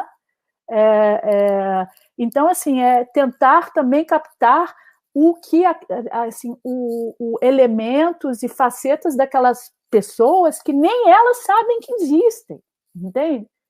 E nem eu sei. Eu acho que a imagem capta e você diz, putz, olha só o que a gente captou aqui, né? E quando a pessoa se vê, ela diz, nossa, não gosto desse jeito que eu falo, não gosto desse jeito que da minha voz, eu não gosto dessa, porque não é não é uma coisa, um processo simples de dizer, não, a pessoa, quando você coloca a câmera, ela muda completamente, como se a gente tivesse ideia de quem nós somos, e no momento, exatamente, e aí no momento que a câmera, você começa a filmar, a pessoa então se transforma num outro ser que não tem nenhum que não tem nenhum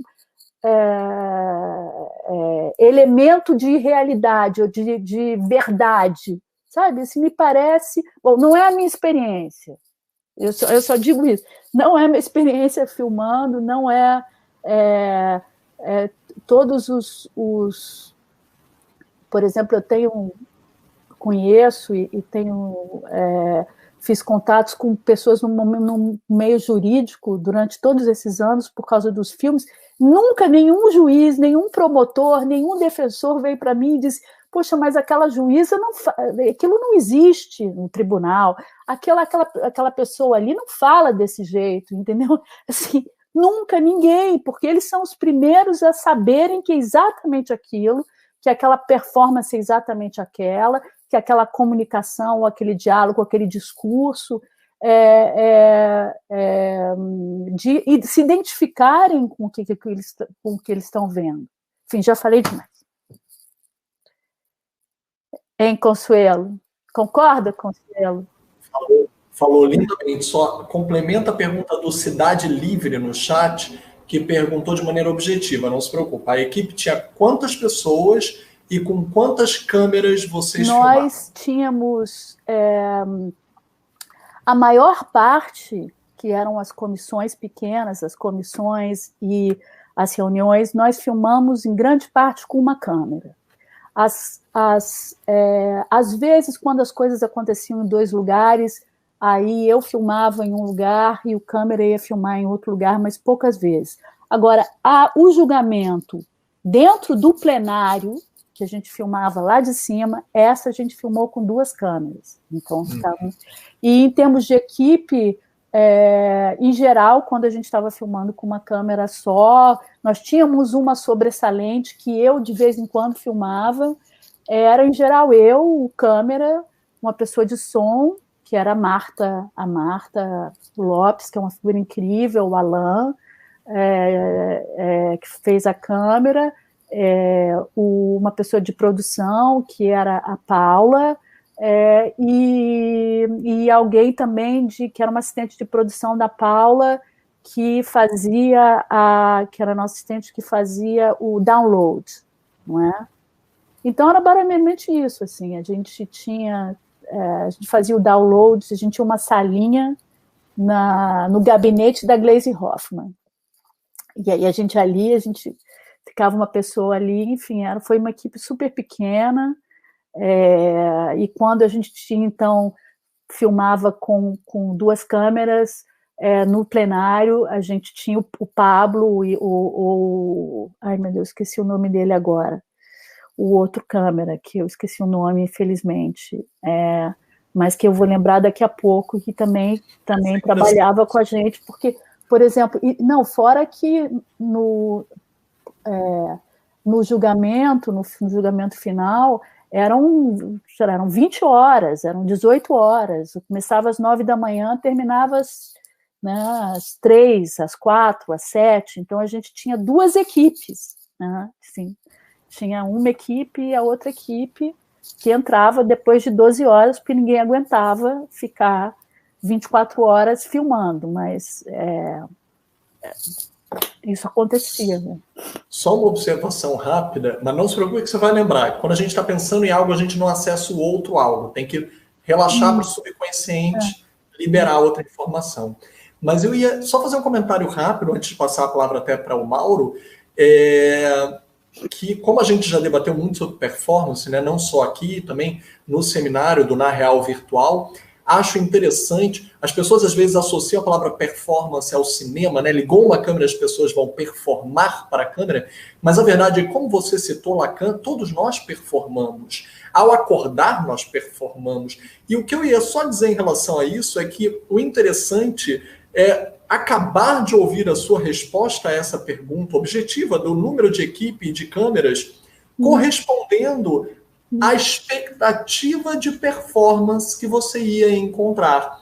Não a para a câmera, mas a da vida real. E você acabou de corresponder com quantas pessoas ou com quantas câmeras você ia abordar o tipo de performance da vida real que você esperava.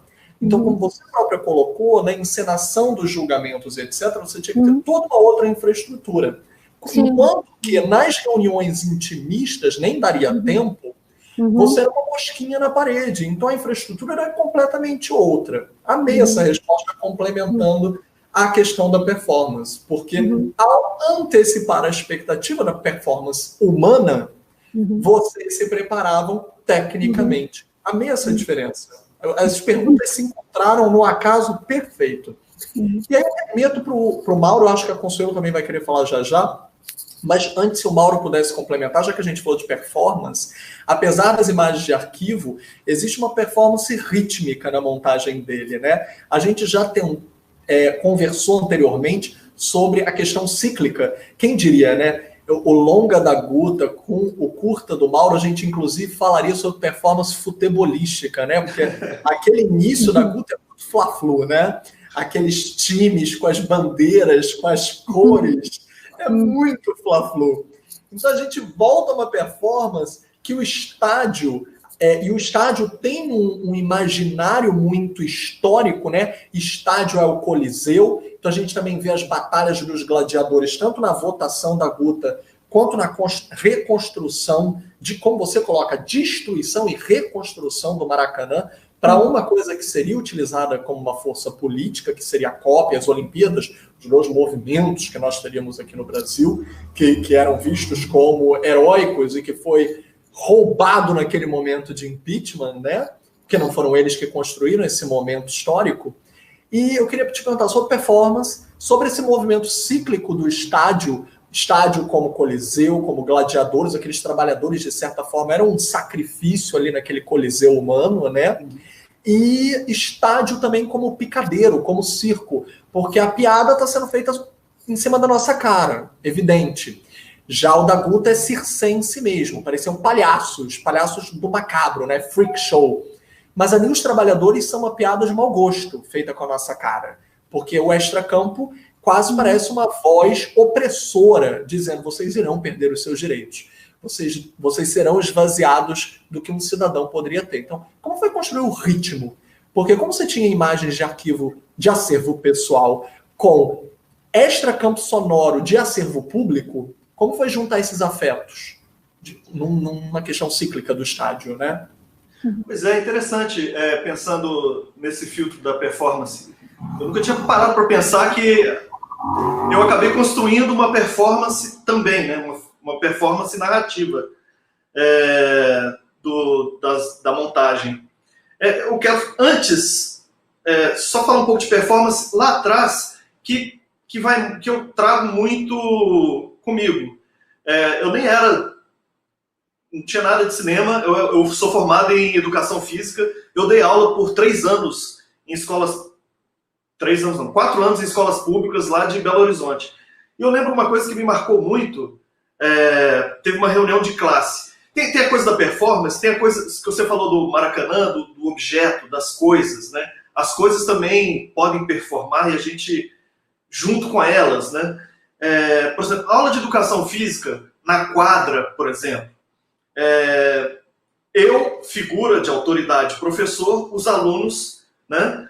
Mas a gente está no mesmo nível assim, nível mesmo, nível físico, horizontal. Tinha uns alunos que eram maiores até que eu, mas e não tinha nenhuma barreira, não tinha um quadro negro. Olha, aqui é o quadro negro, vocês vão ter que ficar olhando para mim o tempo todo. Ali não, existe um movimento dentro daquele espaço físico. E um movimento em que quando você se movimenta, você traz coisas, assim, quase enzimas catalisadoras de coisas que antes não apareciam. Tanto que existe, por exemplo, a conversa nem todo médico entende sobre fisiologia do exercício. Porque uma coisa é o corpo parado e outra coisa é o corpo em movimento. O corpo em movimento é uma outra coisa, é uma outra fisiologia. Porque vem outros hormônios, outras enzimas e você se transforma. E é difícil você estudar, fazer uma anatomia com um corpo em movimento. Isso também, né? Isso acho que está tudo junto com essa coisa da performance narrativa, quando você está em atividade física. E no caso da escola, sem o aparato de uma mesa também. Eu estou aqui sentado, às vezes, numa mesa, então tem um aparato e vocês estão sentadinhos, assim, sentados, igual eu estou aqui, eu não posso movimentar, eu não posso me expressar corporalmente de um leque maior. Eu me expresso corporalmente com o rosto, às vezes mexendo a cara, às vezes fazendo isso aqui, às vezes batendo, mas é um leque que eu estou sentado, né? Então uma expressividade corporal que é muito fechada. Eu já dei aula em educação física dentro de sala de aula, que a quadra era uma quadra só e tinha outra turma, então a gente revezava. Eu fiquei 1 ano dando aula para moleques de 13, 14 anos, dentro de sala de aula de educação física, sabendo que minha figura de autoridade é diferente de uma figura de autoridade de um professor de história, que tem prova. Eu não tinha prova, eu não tinha reprovar por... Então, foi uma das coisas mais traumáticas da minha vida, mas que me ensinou muito. Mas o que me marcou muito sobre a questão da performance foi com uma turma, e tinha um aluno, não aluno, mas foi uma reunião de classe. Os professores, e estava eu lá, todos os professores na sala de aula, e eu era o único professor de educação física que levava os alunos para a quadra. E aí aquela coisa de ficar falando do aluno, esse aluno está com problema, tal. Aí eles falaram de um aluno que era muito problemático para todos. Esse aluno é muito problemático, ele não para quieto, ele é respondão, ele não sei o que, não sei o que. E, ao mesmo tempo, falaram de um outro aluno que era um gentleman, que era, nossa, ele ficava sempre na primeira fila, era lindo, maravilhoso, ele era bonito também. E aí, isso também influi, né, sei lá, mas ele era tranquilo, ele era cordato. E aí eu fiquei assim, caramba, para mim é o contrário, porque esse aluno, eu fui o único que falei isso, porque eu estava na quadra. Quando ele vai para a quadra, esse aluno que é bagunceiro na sala de aula, ele era uma figura muito agregadora. Naquele momento, eu estou falando da década de 90, e aí também tem a questão vou citar o futebol, que uma dessas aulas, o futebol, há muito tempo, o futebol também ele serve como aquilo que está escondido debaixo do tapete, você coloca. Fisiologia do exercício, quando você está em movimento, você coloca coisas que você não aparenta quando você está parado, e no futebol, quando você é torcedor, quando você está em coração batendo, você traz questões ali que parece, e tem uns pactos sociais, né? Aí década de 90, eu posso ser homofóbico, eu posso ser racista, eu posso xingar a mãe, eu com criança, posso falar palavrão, vou no Mineirão, ou no Maracanã aqui, no Rio, posso falar palavrão, mesmo com 12 anos. Então, tinha essa questão. Então, esse aluno, na educação física, quando era aula mista, e eu falava, não, nós vamos jogar futebol, nós vamos jogar misto. Meninas e meninos. As meninas adoravam futebol. E esse aluno que era bonzinho, ele era muito possessivo. E ele era desagregador e era violento com as alunas. Ele meio que mijava no território. Ele não tocava as bolas para as meninas e quando tocava chutando para machucar. O outro agregava, passava a bola. Então, isso aí me marcou muito. Porque se eu fosse professor de história, eu não teria notado isso. Numa diferença... então, isso, de uma certa maneira, isso é uma coisa que eu trago. Essa questão que eu sempre uso futebol, muitas vezes, é porque é uma visão que eu adquiri com o tempo, específica. E nessa construção especificamente do Mais Triste, a performance é muito o que a Guta falou, que é muito... porque tudo tem um porquê, né, numa cena narrativa, audiovisual, no áudio e na imagem. E num curta-metragem, isso explicita mais ainda. Então, você tem que tomar muito mais cuidado com o que você coloca, porque tudo significa alguma coisa. Mesmo que você esteja desavisado, aquilo está significando alguma coisa. Num primeiro momento em que as imagens do Maracanã poderiam ser, lá naquele projeto anterior nosso, de longa-metragem, podia ser só uma imagem de passagem, para mim foi capital. Eu só escolhi aquelas imagens. O Maracanã falava. O Maracanã e os trabalhadores. Naquele momento eles estavam em greve. E alguns de dentro. Então, essa construção do Maracanã como um personagem, mas um personagem em construção, ou desconstrução, ou ruína, em alguns momentos conversando com a música e conversando muito com a performance, uma performance explícita das falas, né? Do impeachment, da cantoria, do Galvão Bueno falando sobre o 7-1, do Temer, o jeito do Temer falar. Então isso tudo ficava muito junto, esse trabalho de montagem. Porque era o que som e imagem era o que eu tinha, ali era o que eu escolhi. Que a Guta falou que você tem que focar numa coisa, e aquilo ali eu tive que focar nisso. Isso me ajudou muito. Porque senão eu ficaria muito perdido, porque é muita imagem, muito som que eu tinha, desconexos, né? E aí foi esse nível de... Caramba, eu nunca tinha pensado nisso, de você construir uma performance da montagem. Olha só. Achei massa isso. Quem vai me salvar agora? Porque eu acho que eu já falei tudo que eu tinha que falar desse aspecto, nesse momento. É muito interessante pensar nessas duas maneiras totalmente diferentes de trabalhar, né? E ao mesmo tempo as duas muito... eu sempre imagino assim, ficar tecendo, né? Como se vocês estivessem tecendo, né? Um belo tapete, digamos assim, né? Porque no teu filme, Mauro, tem isso, né? Tem essa gesto, né? Assim, minimalista ali de ficar fazendo essa tecelagem de sons, né? Que é maravilhoso, né? E no filme da Guta tem esse processo de montagem que ela conta, né? Que é incrível também, né? Assim, mas voltando um pouquinho nessa história da filmagem de observação, né? Porque também tem isso, assim, no teu filme, a questão como é mais ensaístico, digamos, né? Você tem milhares de caminhos possíveis, né? E isso é a dificuldade do ensaio, que você pode fazer tudo praticamente, né? E no cinema direto, né? Pelo menos, né, no meio de 450 horas da Guta, pelo menos tem um fio cronológico, né, que ali te dá, né, eu imagino, né, a Guta pode falar disso, mas assim, né, de outros filmes que eu já estudei, digamos, né, que trabalham com cinema direto, né, o cinema direto americano, você tem um pouco esse fio cronológico que pelo menos dá algum rumo, assim, inicial, né.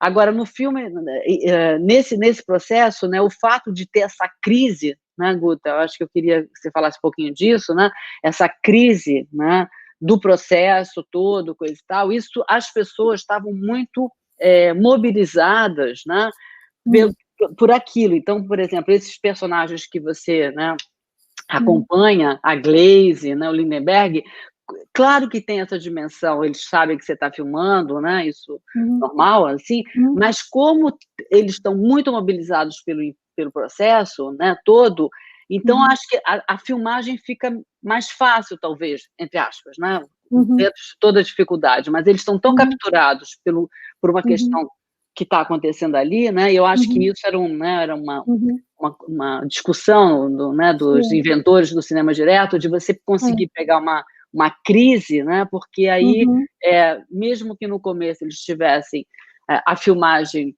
podia assim provocar algum incômodo, mas você ali ficou tanto tempo ali que você vai se adaptando enfim, né? Teve isso na relação com esses personagens que você acompanhou mais tempo, assim?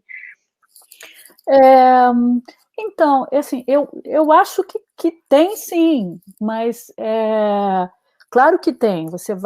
É uma relação que você vai construindo, né?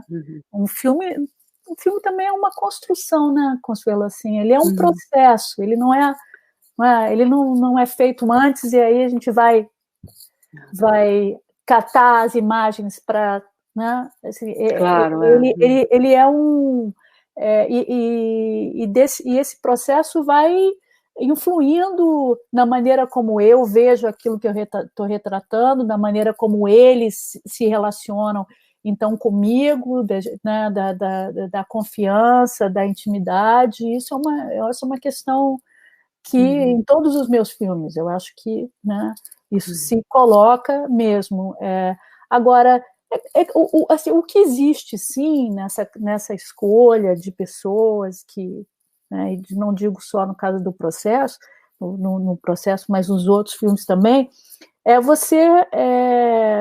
que algumas pessoas têm uma dificuldade muito grande, inclusive eu acho consigo mesmas, tem uma questão de autenticidade, né?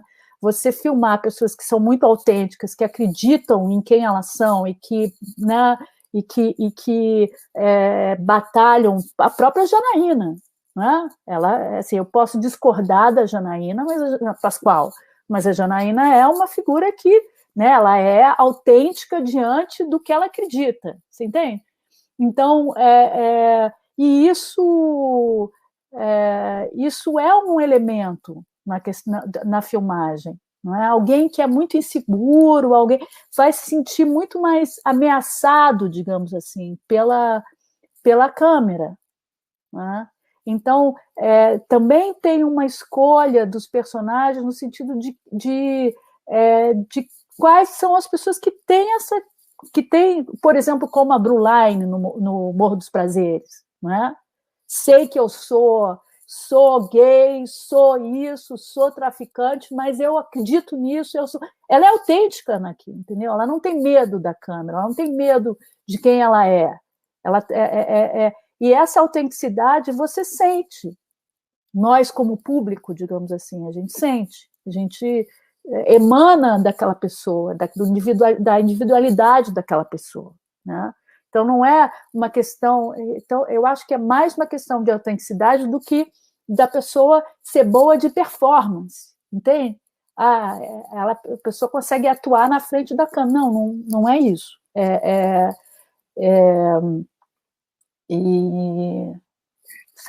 Mas em relação, por exemplo, nesse filme, em relação aos teus filmes anteriores, o fato de ser alguma coisa, porque o Justiça, Juízo, né, são filmes que você tem coisas acontecendo ali, evidentemente, assim, né, sessões, coisas e tal, mas me parece que esse, né, queria que você respondesse se faz sentido, quer dizer, é uma questão mais premente ali, né, que captura todos, né, então isso talvez tenha sido diferente na relação com teus outros filmes anteriores, não? Assim, sim. Sim. Porque você foi jogada também no mundo ali, né, naquele mundo político, sem, né, você não teve tempo de pesquisa, né, você foi ali junto, né? Não, sem dúvida nenhuma. O tema, inclusive, né, por si só, a questão da política, os bastidores, é claro que isso teria sido muito mais difícil. Primeiro, eu ter conseguido aquele grau de confiança e aquele grau de acesso sem que houvesse uma crise total, né? Então, não vamos ser ingênuos. O PT jamais teria me deixado entrar ali se eles não tivessem a minoria, a esquerda, enfim, a oposição naquele momento jamais teria me deixado ter acesso se eles não tivessem correndo risco de vida, né? Não é só porque eles eram bons, é claro que era importante para eles que aquela narrativa, a contranarrativa fosse, eles estavam lutando por aquilo, né? Para que ela fosse ouvida, para que ela fosse, né, fosse registrada para a memória, e não digo só na minha câmera, não, para a memória, né, do país, que foi se colocado em algum momento, que como era tudo ilegítimo, digamos assim, do ponto de vista da esquerda, por que continuar com a farsa? Por exemplo, houve uma questão de simplesmente não vamos aparecer, não vamos fazer parte desse teatro, não vamos desse, né, teatro de horrores, não vamos, então vamos nos negar. Mas havia uma outra argumentação de que não, é importante a gente mostrar a nossa narrativa, mostrar que, enfim, se eles não tivessem feito isso, não tinha filme, né? Não tinha, enfim, então, tanto que, por exemplo, a direita não me permitiu filmar, né? Sim, eu até tentei, mas não foi. Quer dizer, esse tipo de acesso eu não tive, não dos senadores que eram a favor do impeachment, inclusive porque eles também não se juntavam daquela maneira, enfim, mas também não teria, né? E acho que a gente entende por que eu não tive, né? A gente entende muito bem por quê. Mas, assim, só para terminar, que é muito importante dizer isso, é que não houve, quando eu digo confiança, é porque, assim, não houve uma negociação, não, entende? Não tinha negociação de que eu vou filmar e depois vocês vão ver, e aí vocês podem me dizer o que acham, e aí se tiver algum problema eu tiro. Não. Assim, ou você concorda, assina aqui o papel, e aí você confia em mim, ou, sabe, assim, não tem como ficar no... Porque aí é uma questão da independência. Eu tive total independência, eu preciso ter, porque aí é a minha carreira como diretora, entendeu? Não estou fazendo um filme de propaganda para o PT ou para a esquerda naquele momento, entendeu? Então, assim, então, nesse sentido, é claro que sim, se não houvesse uma crise provavelmente não teria tido, nem eu nem ninguém, aquele acesso, né? E, por outro lado, também, por que eles puderam confiar em mim? Porque eles tinham visto os filmes que eu fiz. Né? Eles tinham...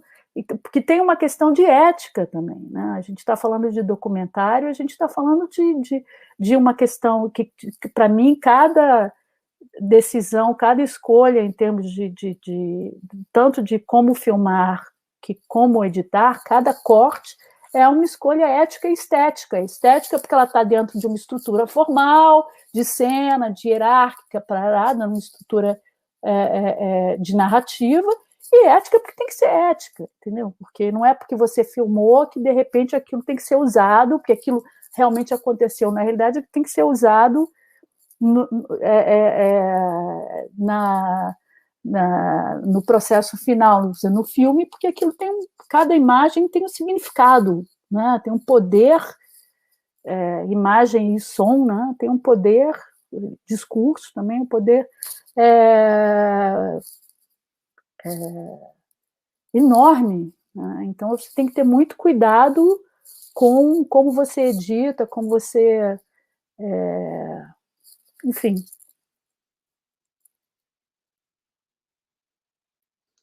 Obrigada, Guta. Acho que o Mauro vai falar alguma coisinha, o Felipe? Uhum. Felipe. Fico muito contente que o Felipe está fazendo um trabalho sobre o teu documentário, né? Isso é fundamental também. Eu acho que o pensamento crítico, né? Manter os filmes vivos e dialogando, isso é fundamental. Muito bom. Parabéns, Felipe.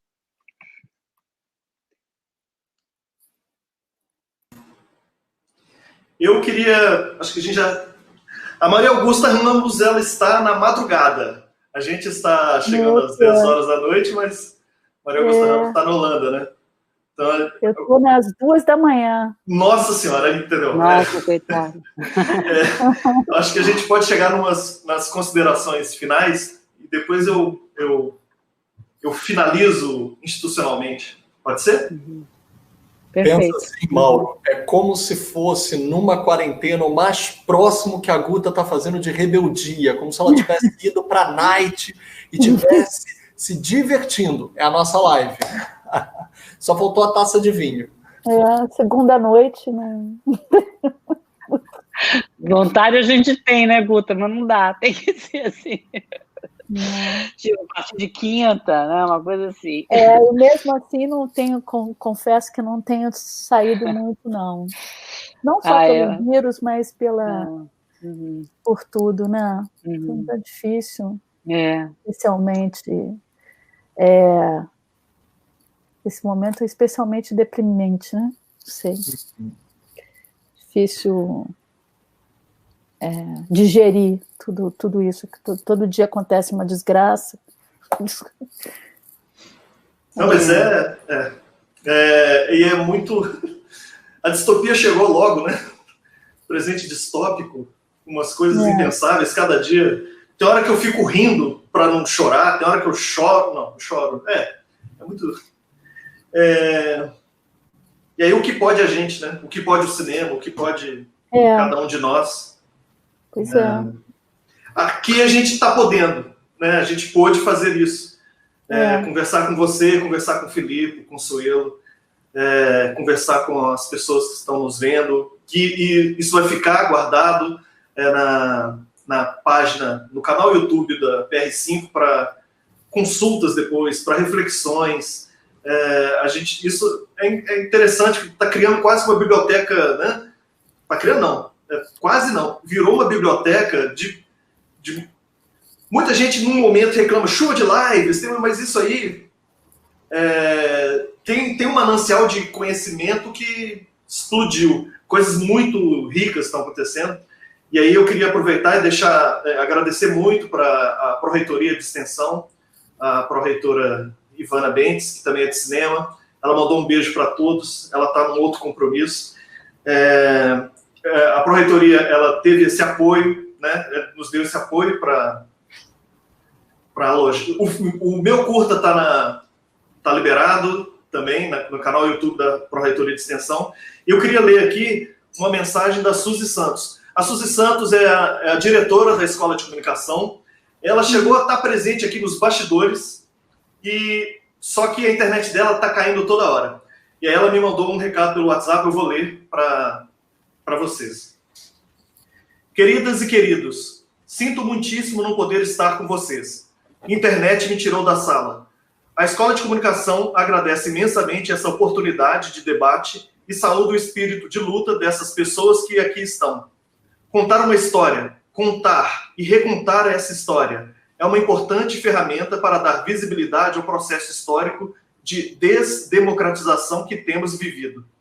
É imprescindível que sigamos no fronte, contando, recontando e contando de novo e de novo e de novo, até que a nossa voz chegue aos corações todos, até que o nosso refrão nos traga de volta o otimismo e a confiança.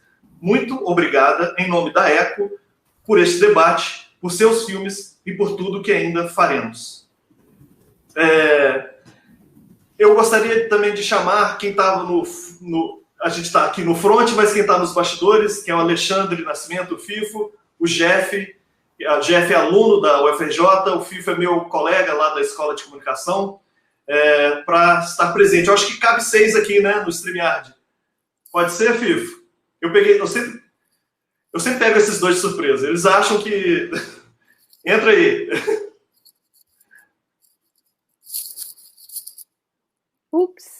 Ups. O FIFO, acho que foi tomar café, né? Cadê você, FIFO? Eu vou colocar a foto do FIFO só para sacanear, porque bullying também faz parte. Então tá aqui a foto do FIFO. Eu queria agradecer a todas e a todos, e muita honra estar com vocês, olhando a cara do FIFO, essa cara de felicidade do FIFO. Gente, reflexões que ficaram. Eu queria agradecer imensamente para vocês. Um beijo. Muito obrigada. Estar com vocês, palavras finais, se quiserem. Uhum. E FIFO. Queria agradecer Jeff, FIFO, né, pela... Também. Obrigada, Jeff, FIFO. Foi ótimo. Guta, foi muito bom conversar contigo, né, e com o Mauro, Filipe, né, ter esse Jeff e FIFO na retaguarda, né? Foi muito bom. Acho que anualmente, acho que o teu documentário e o curta do Mauro fazem uma ótima dobradinha, né, assim, né, e eu acho que é um ritual. Acho que todo ano a gente deveria, né, nessa data, lembrar, né, não só nessa data, mas realmente acho que assim como, né, um ritual de, né, como me lembro como tem um documentário do Alain René, né, o Noite Neblina, né, que durante muitos anos foi, né, se passava nas escolas, né, eu acho que é uma o coisa Holocausto, assim, né, enfim, tá, então foi muito bom essa conversa hoje aqui, também para a gente poder botar para fora um pouco, né, essa loucura toda, tá? Obrigadíssimo, Mauro, Filipe, todo mundo, boa noite. Obrigada a todos também, adorei. Adorei o convite, adorei o debate, sempre bom falar. Né? Acho que é importante a gente fazer essa catarse também desse momento que a gente está vivendo. E muito obrigada, só tenho um prazer estar aqui. Agora eu estou lendo os comentários, está muito bonitinho. Pô, obrigado, gente, quem estava vendo a gente. Isso... Bacana. Poxa, legal. O debate é incrível mesmo. Debate, modéstia à parte, eu consegui juntar os Exus, encontro de Exus, encontro de gente gigante no cinema. Exus. Beijo, gente. Beijo. Obrigada. Ups.